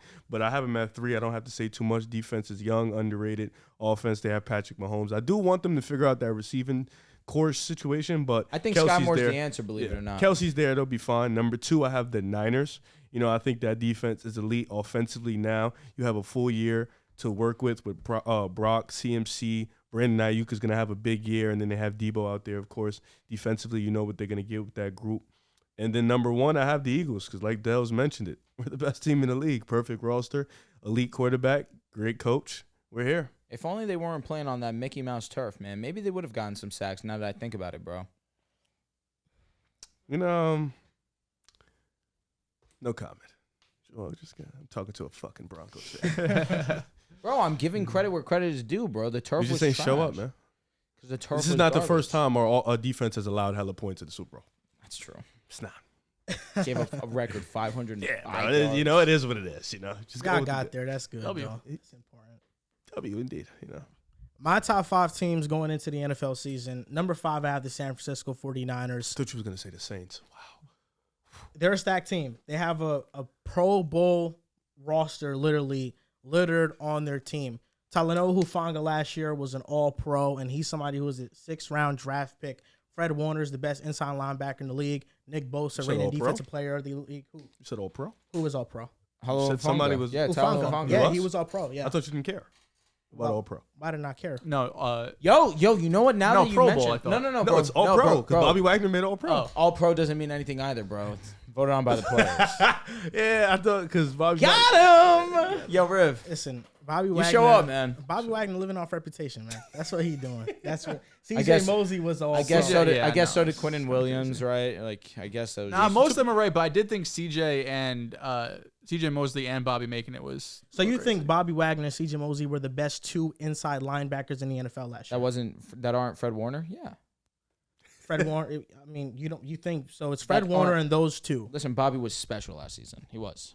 Special as fucking. He was, bro. What do you want me to say? He was. Well, 49ers have a loaded defense. The 49ers are my fifth best team. Number 4, the Dallas Cowboys. We're here.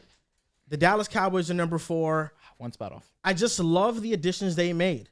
I just love it. Stephon Gilmore, Brandon Cooks, they fixed their 2 biggest needs. Now that Zeke is gone, you can give a full workload to Tony Pollard. Give him the whole load.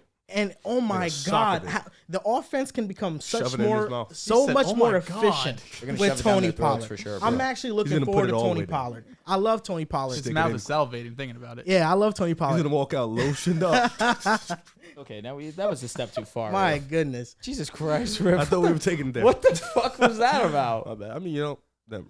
Number 3, I got the Philadelphia Eagles for the sole fact that coming into the season, a lot of the defensive pieces they had last year were lost. They lost both their coordinators, Shane Steichen and Jonathan Gannon. Jonathan Gannon might be an addition by subtraction, but I do think Shane Steichen played a major part of the offense. saw- you saw Gannon. Ugh.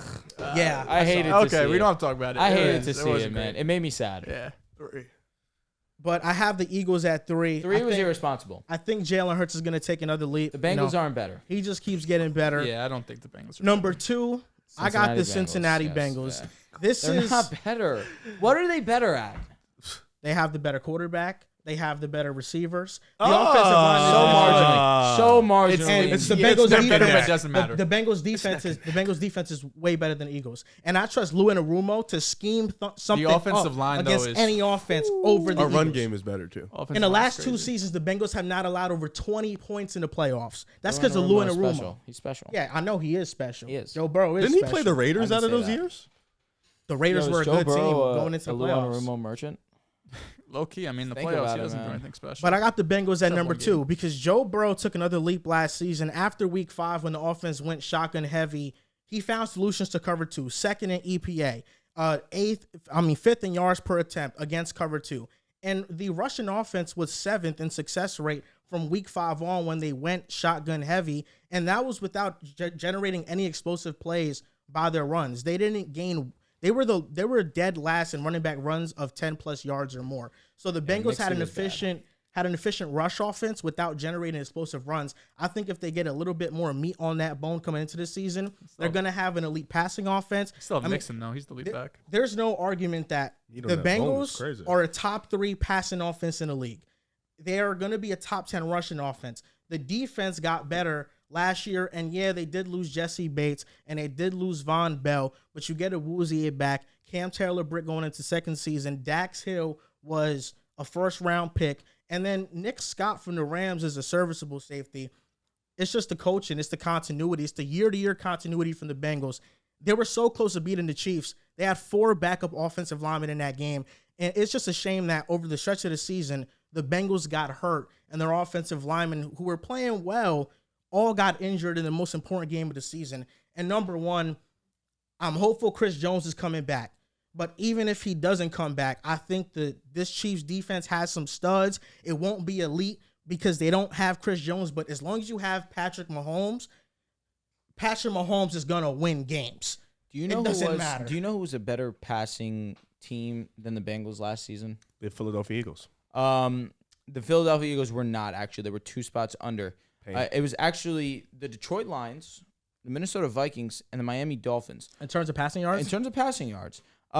Rushing yards, right? This actually, they were, where are the Bengals in terms of, they were a bottom 5 rush offense last season. We shall see about that rushing top 10. Passing, I feel a little bit more comfortable with that. In terms of rushing yards total on the season, they were a bottom 5 rushing unit. In terms of pass, definitely believe that that's possible because you have Jamar Chase, you have T. Higgins, Tyler Boyd. I mean, there's a lot of talent on this offense. Of course, Joe Burrow is an elite quarterback as well. Top 5 units within range. I just wanted to let it be known that there are teams that you are not as high on that were better than them in terms of total passing yards last season. A team that also was over them that really is irrelevant, so maybe this could help you out, was the Bucs. They weren't even 500. Number 2 total amount of yards. This is Robert Mays from The Athletic. Hey, Robert. He's the head podcast host of The Athletic Football Show. One of my favorite stats from last season, despite finishing 7th in success rate on running back carries from week 5 on, the Bengals finished dead last in running back runs of 10-plus yards. 22 of them all season. League average was 39. They generated 4.5 yards per carry every time. I go to RBSDM.com. They were 3rd in rush EPA. They were 5th in rush success rate all season. I trust these stats over those like just basic stats. What do you mean? This is yards. In terms of getting yards, they aren't a top 10 unit. But they were dead last in 10-plus yard runs. Yeah, they were. But they were top of the league in EPA. They were 3rd. So each run they generated was 4.5 yards per carry. Oh, so they probably didn't have a lot of negative rush plays. No, they didn't have negative rush plays, but they didn't have explosive plays either. Yeah, so I trust these stats more. I'm gonna trust these stats more. I'm gonna trust what I saw. Can we have some more. fun? Can we have some fun? Yeah. Who will be a better rush offense next season? Chicago Bears or the Cincinnati Bengals? In terms of rushing yards Justin per Fields. game, it'll be the Chicago Bears. Okay. Baltimore Ravens or the Cincinnati Lamar Bengals? Jackson. Baltimore. Baltimore? Correct. Comfortably. Yeah. Okay. Atlanta Falcons or the Cincinnati Bengals? Atlanta. Okay. The Falcons. Okay. New York Giants were 4th on this list. The Giants or the Bengals? I think the Giants. If Saquon's healthy, the Giants. I agree with that. So you're measuring. I'm going by the total yards rushing last season and yards per game as well. Okay, here's the flaw with that though. Here we go. Riv, if a team leads the league in assists per game, are they the best passing team in the NBA? No, they're not. It matters about efficiency. Of course, the Bengals aren't going to have the rushing yards per game like the Bears. Well, the Bears, they don't have the drop back attempts of the Bengals. The Bengals are a pass-heavy team. The Chiefs are also, they were number 1 in terms of passing yards total on the season and passing yards per game. Obviously, they broke 5,000 passing yards. Kansas City is 1, 2, 3, 4, 5, 6, 7, 8, 9 spots ahead of them. And this is a team with the best quarterback and the most prolific passing offense in the game as well. Yes, from week 5 on. The Detroit Lions also are amongst one of the most pass-heavy offenses in the league. And they were 1, 2, 3, 4, 5, 6, 7, 8, 9 spots above Kansas City. Yes, from weeks 5 on, what you're talking about is rushing yards, not efficiency per rush. Of course, the Bengals are going to pass a lot. They should. They have Joe Burrow. They should pass every down if they can. What this Lions website measures is efficiency. And in terms of rushing efficiency, the Bengals were a top 10 offense. Detroit Lions were a top 6 passing offense and a top 12 rush offense. Goodness gracious. With Jamal Williams and DeAndre Swift. But I'm asking, you watch the Bengals a lot. You really think that run offense was efficient? I do think so. You look at the game versus the Buffalo Bills, Joe Mixon was great. Talk about in the regular season. In the regular season from week 5 on, the game you saw against the Bills was a lot of what they did. They got a bunch of positive runs. All right, you're talking about in the playoffs. Would you rather the Browns rush offense or Cincinnati's? You take Nick Chubb. I mean, I'd rather the Bengals offense, though, overall. I asked you, agree. we're talking about rushing. Because I agree with you, obviously. But we're only talking about rushing. Yeah, but I said, let's have some fun. This is about rushing efficiency. That's what it is. I mean, in terms of efficiency, guess very Nick few, Chubb is more very efficient. few are more efficient than Nicholas. I know, of course, but His name is Nicholas? Come on, Nick Chubb. I'm just going giving full name. But this is the difference. It's like with All right, the Nick, Browns, they have one of the top rushing offenses. We know that, right? But they're heavily reliant on their rush offense, and teams game plan for that.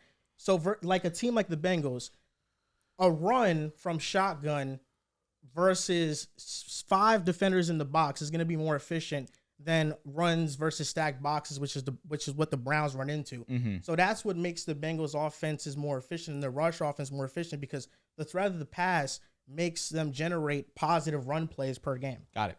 Yeah. Even though it's not, big plays. It's just, 1 yard. It's Not a backwards play. No, so, 4.5. It's 4.5. positive yardage, positive Four and a half EPA. is good. I mean, 4.5. that is good. That's 10 almost yards. a first down. All right, talk to me about number one team in the NFL. Number one is the Chiefs. I mean, listen, the Kansas City Chiefs, as long as they have Patrick Mahomes, as long as they're coming off a Super Bowl win, Patrick Mahomes is going to be number one on every list. Top quarterbacks and top teams in the NFL. Don't It's disagree. the Chiefs. So they play the Jets. All right. And this is the year. Week 7. He hasn't seen that Yo, defense. this is He the hasn't year. seen that type of defense. Bro, this is the year. Hey, y'all get one? Bang. Listen, what matters to me is that we beat the Eagles for the first time in history. I just That's what matters to me. Nah, What about the Patriots? I want to be the Giants. That's Drew, another one. Drew, I That's want on you the to bucket list. look at this table. Look at me and Joel, and look at the duality of men. Okay. He's worried about beating us for the first time. We're worried about getting back to the bowl. I sent Riv a picture. I played the Eagles in Madden online. Smoked them. He wished that happens. You beat him by 5. I came back from 14-0. I did my thing. I locked up down the stretch. NFL award predictions. Here we go. MVP. Fucking Riv, sauced, you man. started this. Wait, what? You started your MVP pick earlier. Yeah, at first I was gonna pick Allen again, like I do with Steph in the NBA, but I was like, nah, let me get creative. I think Lamar Jackson has a comfortable chance to win MVP this year. I think I do have Baltimore winning the division. You know, I think there'll be an elite offense. I think in the passing game, Lamar will have his best year statistically. I think he'll throw the most touchdowns this year for himself, passing yards. I just think Zay Flowers coming in as a rookie, he's going to be impactful. Odell Beckham Jr., Mark Andrews, Isaiah Likely, and then that offensive line is there. They're going to just be so stacked, not stacked, but better than what he's ever had. And I think that's going to be huge. And plus, he's going to have the rushing yards always. So I think for me, MVP, I'm going to go Lamar Jackson. Okay, I like that. My MVP, I mentioned it earlier.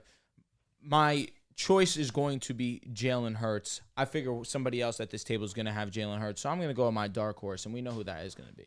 It's Mr. Tua Tagovailoa. And I say that with the fact that I firmly believe that the Dolphins will be the winners of the AFC East. I say this with the fact of It's not funny. It's realistic. Tua Tagovailoa was also I didn't believe that at all.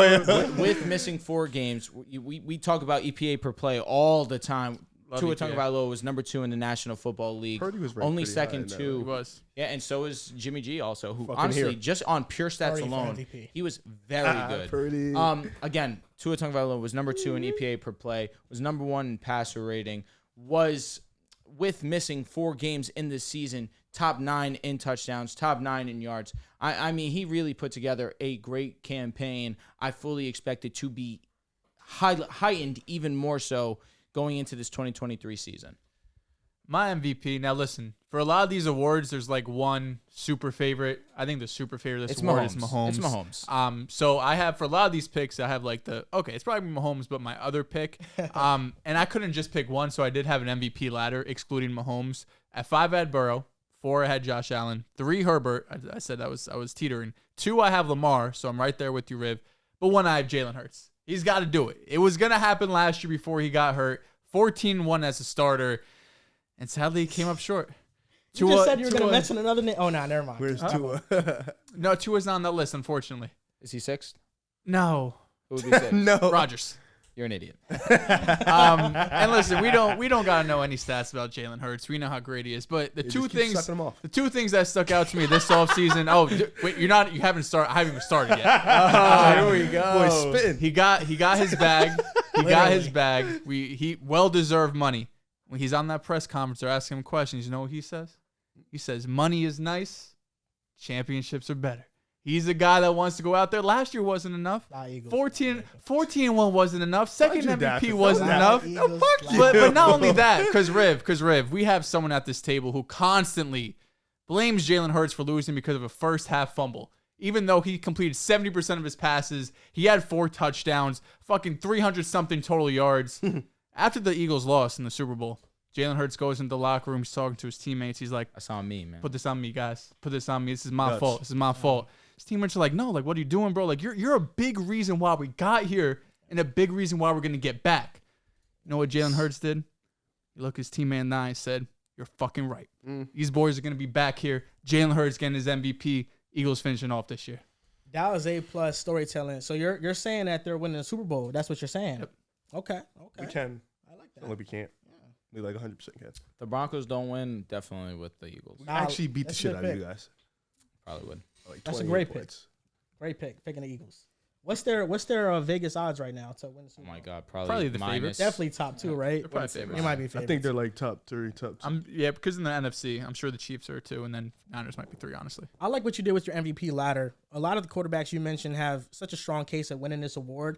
It really matters with health. No doubt. And just not just them, but their skill position players. My MVP is going to be Joe Burrow. I am Very counting. on brand episode. I am counting on Jamar Chase being healthy the entire year. Even when Jamar Chase was out, Joe Burrow was still playing at a top level, and T. Higgins was reaping the benefits of that. But this year, I think the Bengals will finish with the best record in the AFC. I think Joe Burrow will complete 70% of his passes, throw for over 4,600 yards, throw 40-plus passing touchdowns. He's been close to that 40 number. I think this is the year where he gets over that number, and the offensive line, I'm just hoping they can make it through the season and be healthy, because last year it sucked that everybody got hurt. I like that a lot. Talk to me about your offensive player of the year, Riv. Offensive player of the year, I'm gonna go Christian fucking McCaffrey. Wow. Yeah, I was gonna pick Jettis again. That's but- who I have, and I know that's also who Joel has. Yeah, I was gonna do it again, but I didn't want to seem too much like a dick rider. You know what I'm saying? So That's where you draw the line? yeah, You fucking say he's the best receiver of all time, but you can't give him Offensive Player of the Year? it's arguably. To be honest with you, bro, if he goes near 18 to 2 racks, which obviously he breaks the record, I do it think seems like a lot. But I do think CNC could have another 1K year. I don't I disagree. do think he's gonna get force God fed. willing, he stay healthy. Yeah, you're he's right. gonna get force fed a lot. You know, that's Purdy's safety blanket. He's gonna Easily. definitely be in the game, active in the passing and in the rushing. And I just think this team is gonna need them a lot, especially with that offensive line looking shaky at first.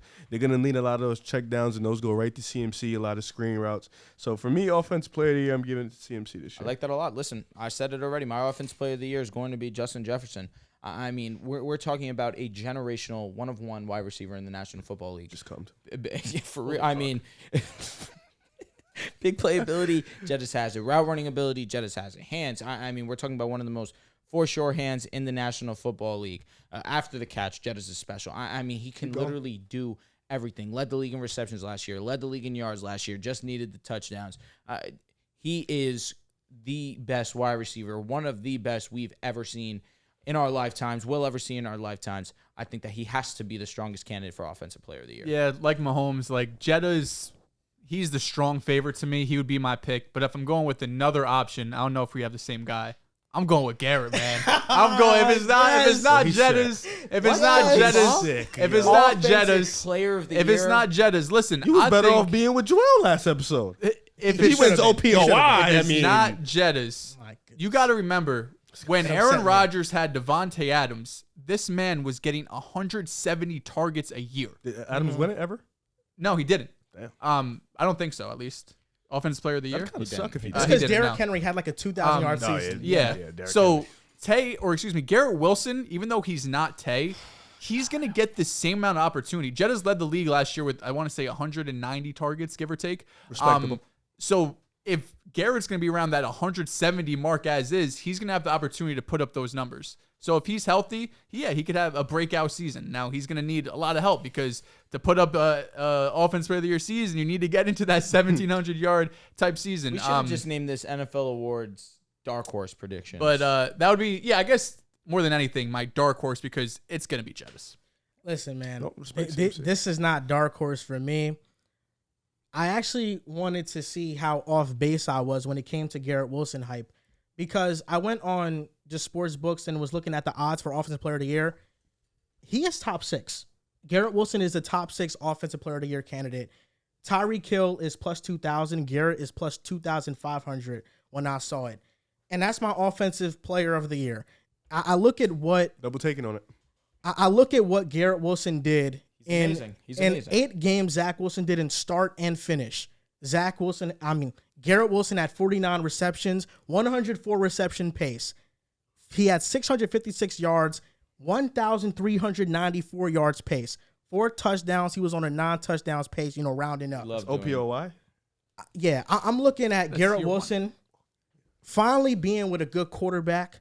The route tree opens up so much more. Definitely. Where he can get the ball, the yak. The play that stands out to me the most are 2. One of them versus the Bears, where 2 people Oh my God. sandwiched Yeah, him, and he yeah, was able to yeah, get yeah, out yeah. and still made something happen. And then he had another play in the Vikings game that was something like that down the stretch. Garrett Wilson is special, and I think he has a legit chance at winning Offensive Player of the Year. This year, I'm going all in on my Jets, and I think Garrett Wilson wins Offensive Player of the Year. I think he does. He's special. Drew, talk to us about That's DPOY. DPOY, I mentioned it a little bit earlier, too. I was a big spoiler this episode. It's going to be Micah Parsons. I mean, I firmly believe that the Dallas Cowboys will be one of the elite defenses in the league, and that will be led by Micah Parsons and how special he is at getting to the quarterback. He is a unicorn. He is able to be moved all over the field. He's primarily going to be used as a defensive lineman this season. He put on a little bit of weight in the offseason, but last year, almost 14 sacks, 3 forced fumbles. This guy is one of the top 5 defenders in the National Football League. If you wanted to go a little bit higher than that, I could honestly hear you out on it too. I just think that this is his year. There are definitely guys, you look at a TJ Watt, you look at a Myles Garrett. These are guys definitely in the conversation.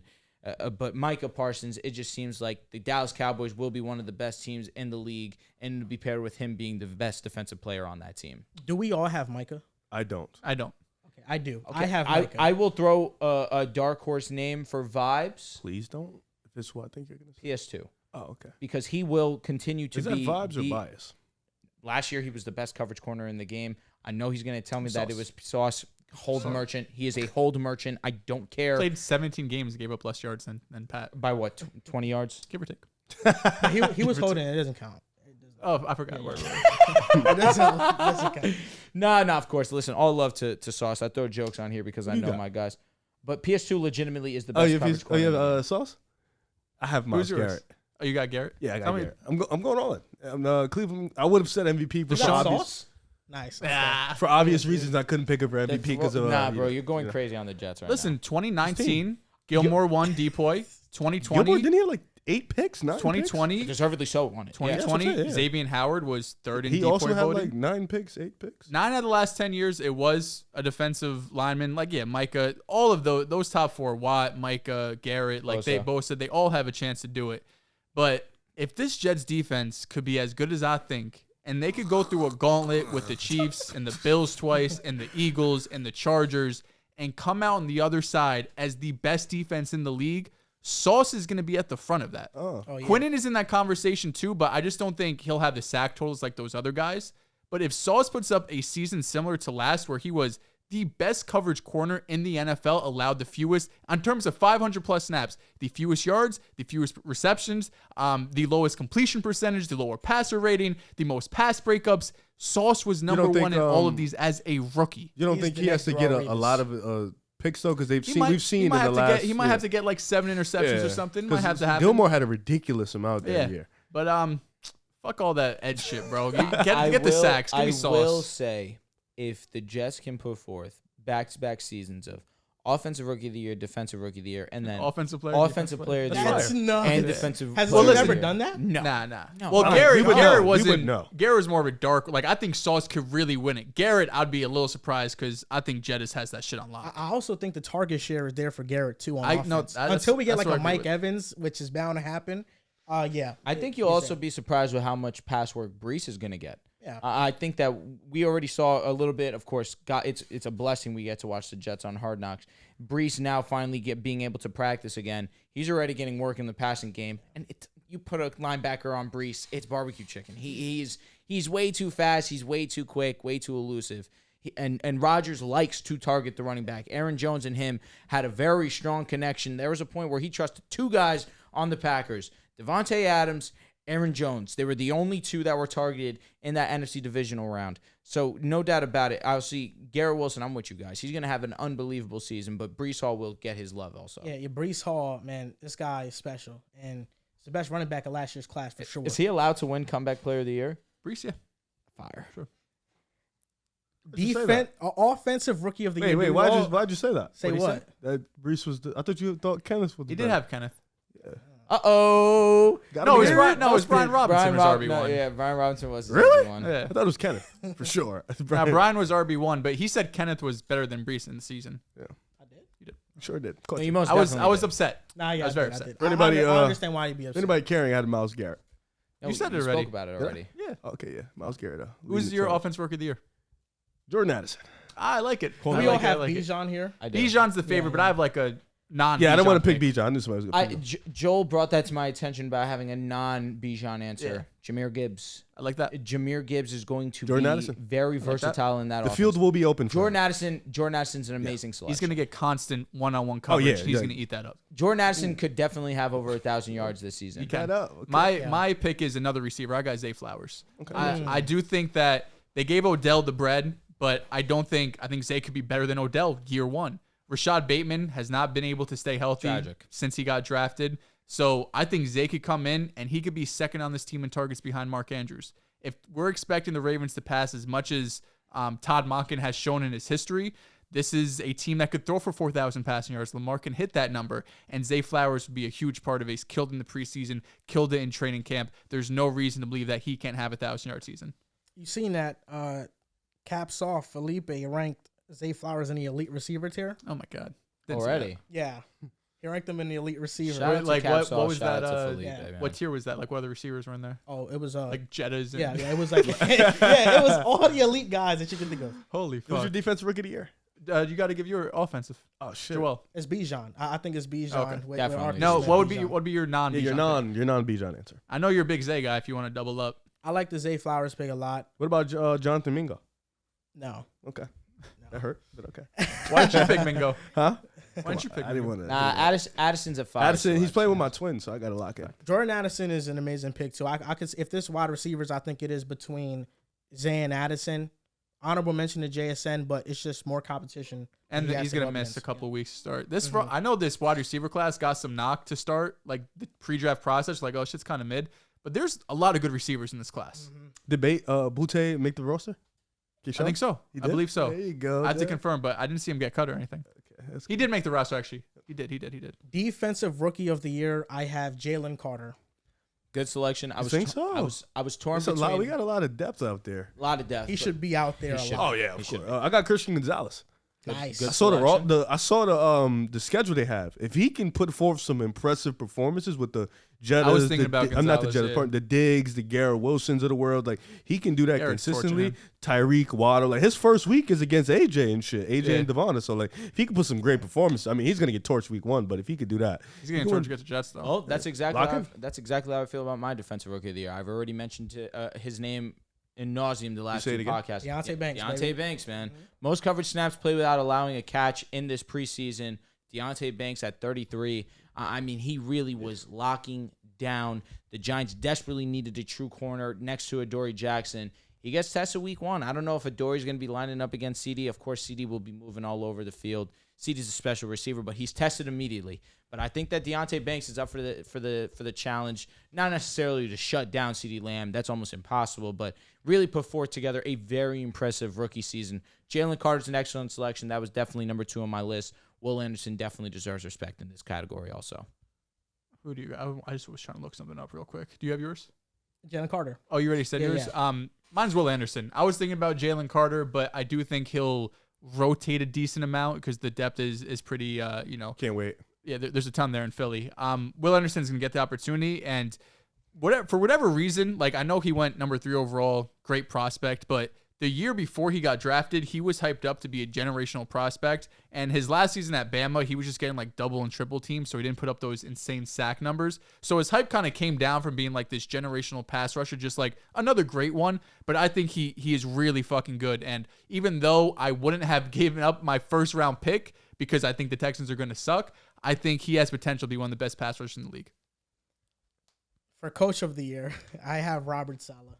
Oh, Yeah. Good answer. I would have loved to put, of course, Brian Dable here, but the last time a coach won back-to-back coach of the years, I believe, was 82-83. So I decided to refrain from doing that. I have Dan Campbell here and Andy Reid. I love the Robert Saleh selection. That means that the Jets have won the division. That means that you guys did have the best defense in the league. Definitely can see a route to him winning coach of the year. Dan Campbell, the route to him winning coach of the year is him continue to put forth one of the best offenses in the game, him win the division, which a division that's definitely winnable, and of course have his defense improve. And then I also have Andy Reid here. The path for Andy Reid to win coach of the year is a little bit more difficult in my opinion for the fact of he's already solidified himself as one of the game's best coaches, but it has been some time since he's won a Coach of the Year. If he continues to put forth another year of the number one offense in football, the team loses around 1-2 games max. They easily, by far, dominate the AFC. They're the number one seed again. I can see a path to where he is the Coach of the Year, but I feel like with his name and what he's done with this league already, the path for him winning is a little bit more difficult compared to a Robert Saleh or a Dan Campbell. My pick is Doug Peterson. I think the Nice. Jags are going to run the AFC South. Really good selection. I think they could win 11, 12, best case scenario, maybe even 13 wins. I think they could have a top 2 or 3 seed in the AFC. And if that happens, Doug Peterson wins Coach of the Year. I like that one a lot. Trevor might win MVP if that happens. Yep. Did you say yours, Riff? Kevin Stefanski. Oh, all in. All in. Okay, I love it. Cleveland's winning division, baby. Now I think they'll win like 10, 11 games, maybe 12. They can do that. You know what I'm saying?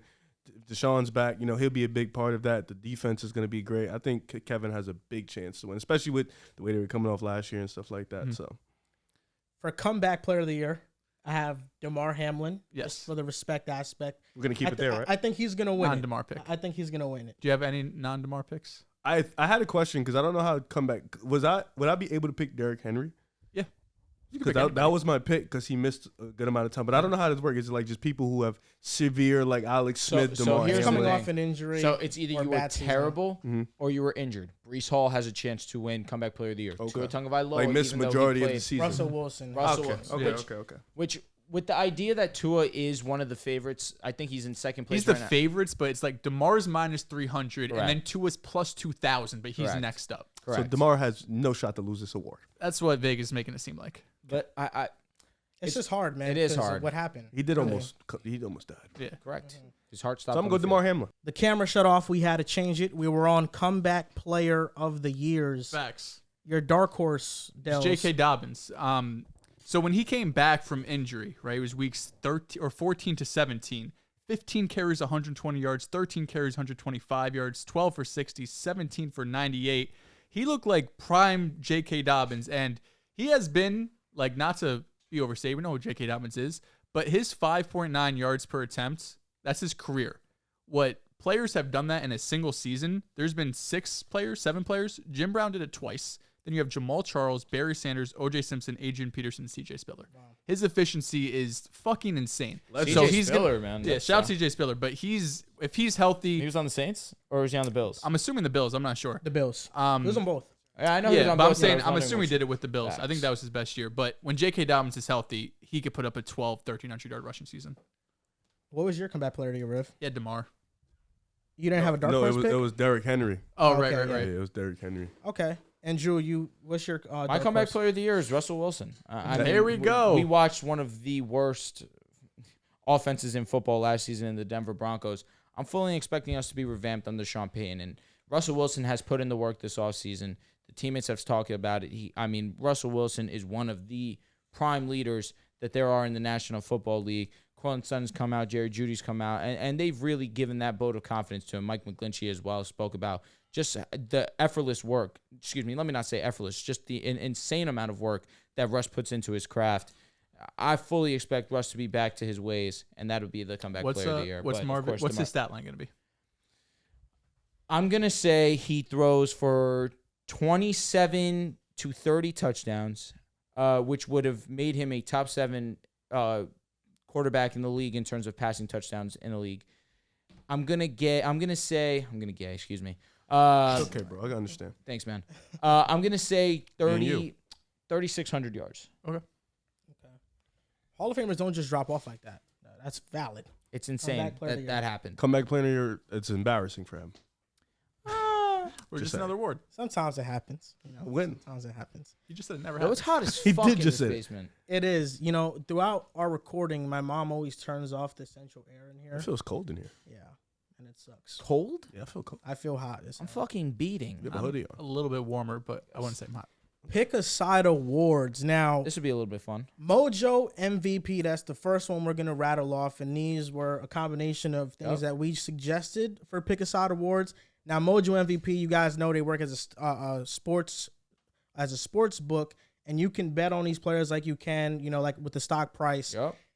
And although this season they're coming out with DFS, we still sometimes will briefly mention a career stock. No doubt.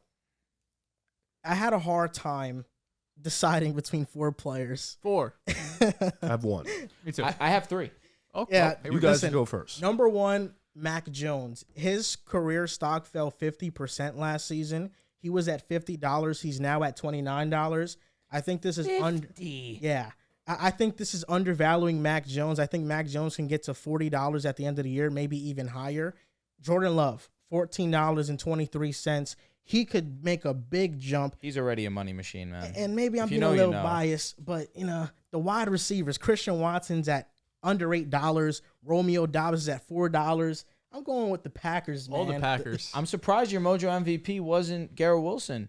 He's at 16. He could get to already pretty 25. high. Yeah. He wins Offensive Player of the Year. That price is going up. Jefferson got to $25 when he won it. All right. Yeah. My Mojo MVP, I'm between 3 people. You guys know my opinion on Sam Howell. I mean, Sam Howell. What's his price? Sam Howell's price right now is $10.22.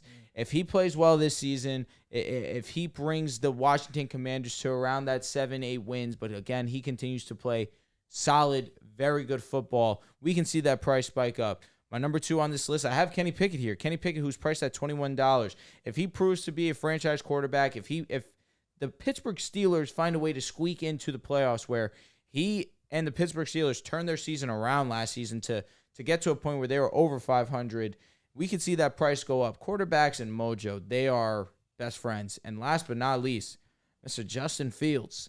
This could be the breakout player at the quarterback position this year. Right now, he's priced at $31. We know how volatile the prices are with quarterbacks. He already proved to be arguably the best rushing quarterback in the National Football League right next to Lamar Jackson. I have Lamar number 1 still out of respect for him, but Justin Fields definitely could sit comfortably at 2. If he progresses as a passer, we're looking at the Mojo MVP. My Mojo MVP. Last year, Brock Purdy goes up 750%, Mr. Irrelevant to starter on an NFC Championship team.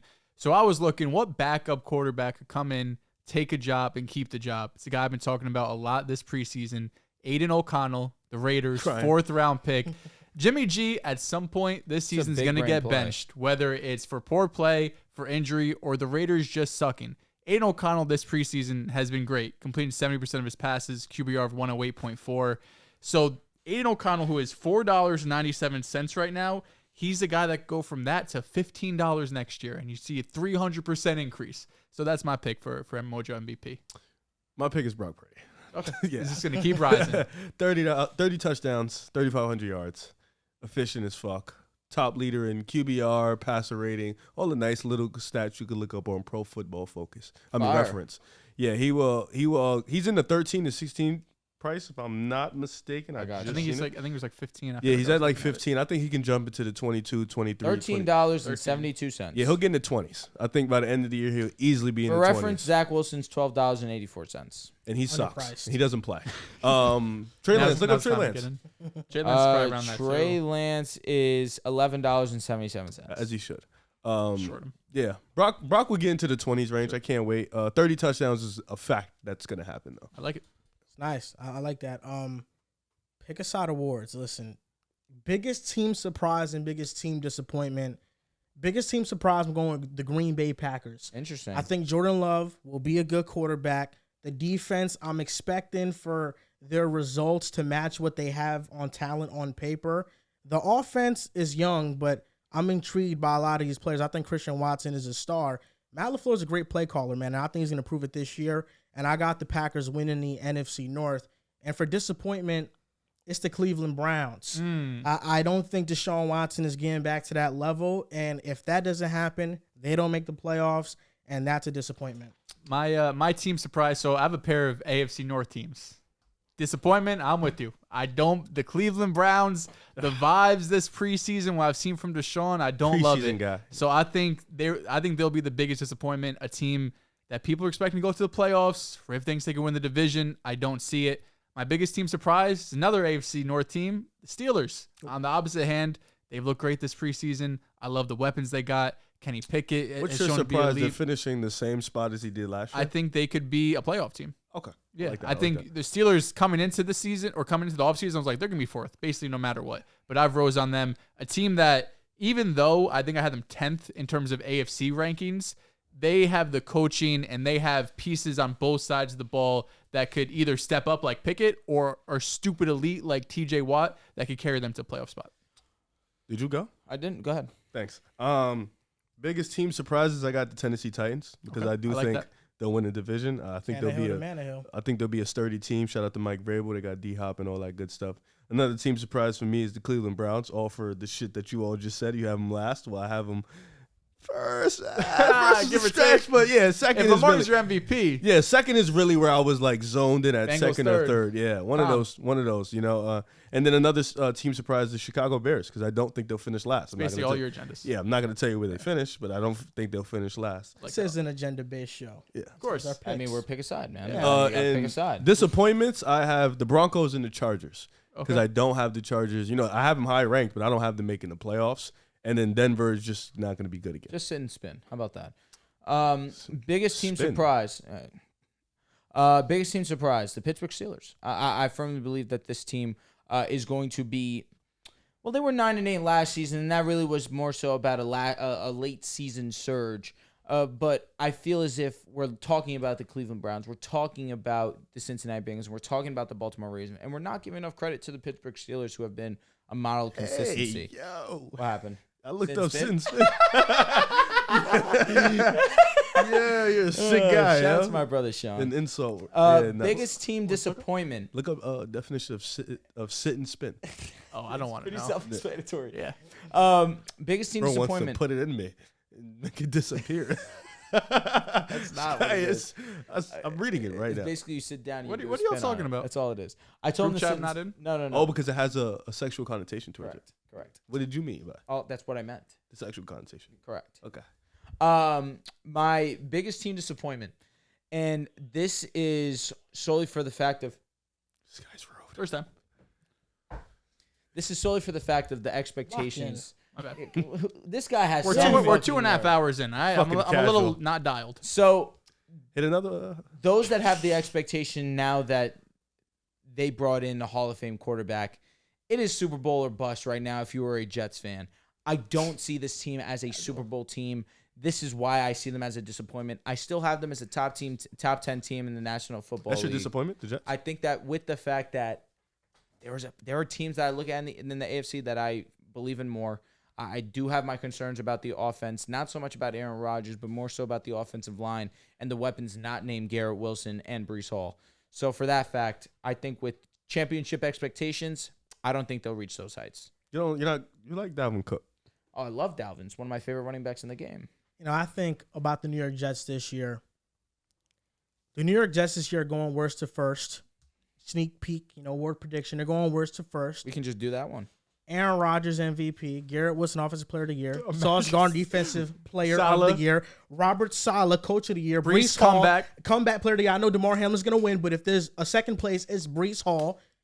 Defensive Rookie of the Year, Will McDonald. Easy. Offensive Rookie of the Year, Easy was nuts. we don't got one. Izzy. That's a good one. That's a good pick right there. Jason Brownlee. Listen, worst to first is going to be the New York Jets. I think it's between them and the Atlanta Falcons for me. Yep. And I love the Falcons, but I keep teetering between the Saints and Falcons. I'm going to stay locked in on Atlanta, though. It kind of worries me that everybody's kind of on the Atlanta train. I've seen a lot of predictions, and they have them winning the division. But I would love if Derek Carr, shook up New Orleans and did his thing over there. But I'm going to go with New York Jets worst to first. I like that one a lot. My worst to first, Jets definitely did come to mind. But I did put respect on the Atlanta Falcons for the fact that they're going to be one of the best rush offenses in this game. If Desmond Ridder proves to be who Joel believes that he can be, then we'll start to see. Hey, you tell me. Drake game London, manager. Kyle Pitts. These are two special weapons. Of course, Bijan Robinson will be used in both the pass and the run. The offensive line's amazing. This team, with how weak that division is, they can go to first. And, of course, Rivs, Cleveland Browns. They have, on paper, a top 5 roster. If Deshaun Watson gets back to playing Deshaun Watson football, this team can really battle for the division. Who do you got, guy? Where's the first? You know, The Cleveland Browns and the Chicago Bears. How many times have we calm. How many times have we said the Cleveland Browns on the show? My worst. Yeah, Sorry, go ahead. Sorry, go ahead. Oh no, it's just the Bears and the Browns. I mean, they're the one. Like the Falcons are going. I knew he was going to say that, but they're the ones that can really make you some money at the bookie. You know what I'm saying? Okay. Like really lock Trying it to in. look Like out. yeah, like really hit you for a good night. Like yo, I'm Hit you up for a right good now. night. Yeah, like I'm up. You know what I'm saying? So yeah, Cleveland. I like Browns that. and the Bears. Jets were in consideration, but Falcons or Saints. They both came in last place. There's 3 teams in the NFC South that were tied for last at 7 and 10. So it'll be the Falcons or Saints. Now, most improved player. This is something that Riv recommended. My player. Oh my goodness. Yeah, you did recommend it. I recommended Forrester first. You recommended MIP too. Take your fucking credit, bro. Thanks, bro. I just didn't want to take anybody else. I thought it was somebody else. Most improved player. I got Elijah Moore, former Jet. I think he's better than what his production has shown so far in his career, and that's why I got him as the most improved player. Joe. Here we go. Okay. We're going around. All right, my most improved, another Jet, Jermaine Johnson. Last year he got overlooked. We had Brees drafted. We had Garrett. We had Sauce. Jermaine Johnson didn't play a lot, only had 2.5 sacks. Been killing it in the preseason. He has been the star of training camp. I think he has a breakout year. Could get close to 10 sacks. Guy review. For me, it's Chase Young is one of my most improved players. I think he Might not play week 1. Yeah, highly touted guy coming out, had a lot of expectations. Hasn't really lived up to the hype. I think he's one of those guys that can definitely come in and have a big year, especially in a contract year. A lot of teams wanted him. And with Montez Sweat, Jonathan Allen out there, he can make some big impact. And, of course, my other guy, Deshaun Watson. I mean, here we go. Like, to improve from last year is very relatively easy because he was completely dog shit. But I think he has that big bounce back year, and that's what the Browns need. Listen, Riv, I'm shocked your most improved player isn't one of mine, Justin Fields. I mean, we have to see the progression as a passer with DJ Moore. His yards after the catch has been special. The mechanics a little wonky, but the hope is that offense will be better. He's going to be an elite rusher. That is without a doubt. But now with DJ Moore, I expect him to improve as a passer as well. And then, of course, last but not least, I'm going to go with Sky Moore, a guy who has potential to be an every down wide receiver for this Kansas City offense. They need a wide receiver. They need someone that they can trust, especially with Juju no longer being with the team. Kadarius Toney, being injured as of right now. Last year, 22 receptions, 250 yards in his rookie campaign. Not many wide receivers have had success with Andy Reid in their rookie season, but I believe in year 2 there is opportunity to be had. Sky Moore most improved. Can't improve if you're already perfect to me.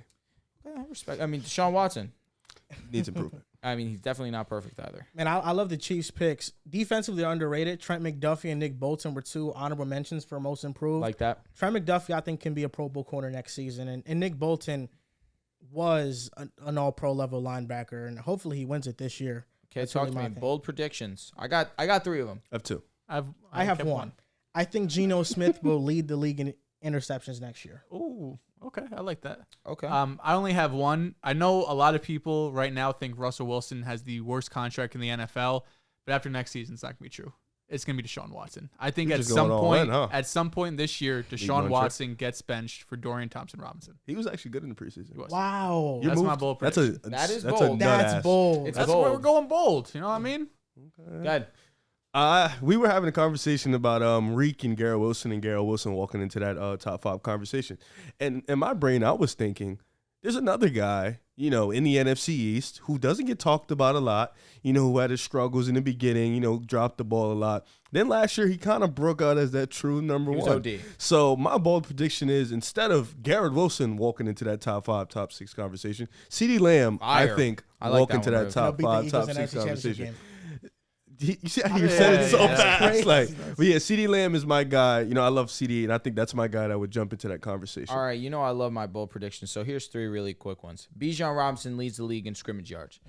Tua Tagovailoa leads the league in touchdowns. Amon-Ra is top 5 in receptions and top 5 in yards. He was 11th in yards last season, and he was 7th in receptions. I think he I definitely love get that, receptions. I got a Bengals-Cowboys Super Bowl. Okay. Is that a bold prediction? No, it's not. That's why I didn't put it here, but that's my Bengals, Super Bowl, Cowboys. Super Bowl before the season pick for him to go. One more bold prediction. Brock Purdy throws 4,000 yards. Ooh. He'll be Okay. amazing. Super Bowl pick. Super Bowl pick? Yep. Right now? Yep. Eagles-Bills. I'm doing it again. Super Bowl pick. I think we see a repeat, man. I think it's going to be Chiefs and Eagles. Eagles, Jets. Let's do it. Oh my God! If the Jets go to Super Bowl, if they lose, I will be heartbroken. I will be devastated. I would love to see Miami go to the Super Imagine if we beat you guys in the regular season, see in the Super Bowl and beat you again. That'd be like really fun. Here's the thing. It actually bothered me more if we beat y'all than didn't win. Yeah. Yeah, that would hurt. I'd rather win the important game. Nah, but this is our power ranking show, NFL awards show. This was a fun episode. It was. I love this episode. New angle. Let us know what you guys think about this angle. If you guys like it, we'll keep it. If you don't, well, what do y'all think about it? Because that's important. If you like looking at my meat, leave it in the comment section. Are we leaving off that? I think that was six, crazy. And that'll do it for this episode of the Biggest Side Podcast. 6-7 people will comment that. Yeah, there's six. Bro said I like looking at my meat. Show I too. said if you like looking at my meat, leave it in the comment section. That is so nuts, man. Oh my god, Bro, that's basically what this It'd be crazy if I comment, right? Oh, you're a sick bastard. Things we knew already, though. Oh, man. So that'll do it for this episode 306. Just some quick news. Fantasy Reaction Football Show. Big Drew and facts. Dehls are starting it back up. First episode will be Labor Day, Monday. Make sure y'all tune Locked into in. that. You heard that?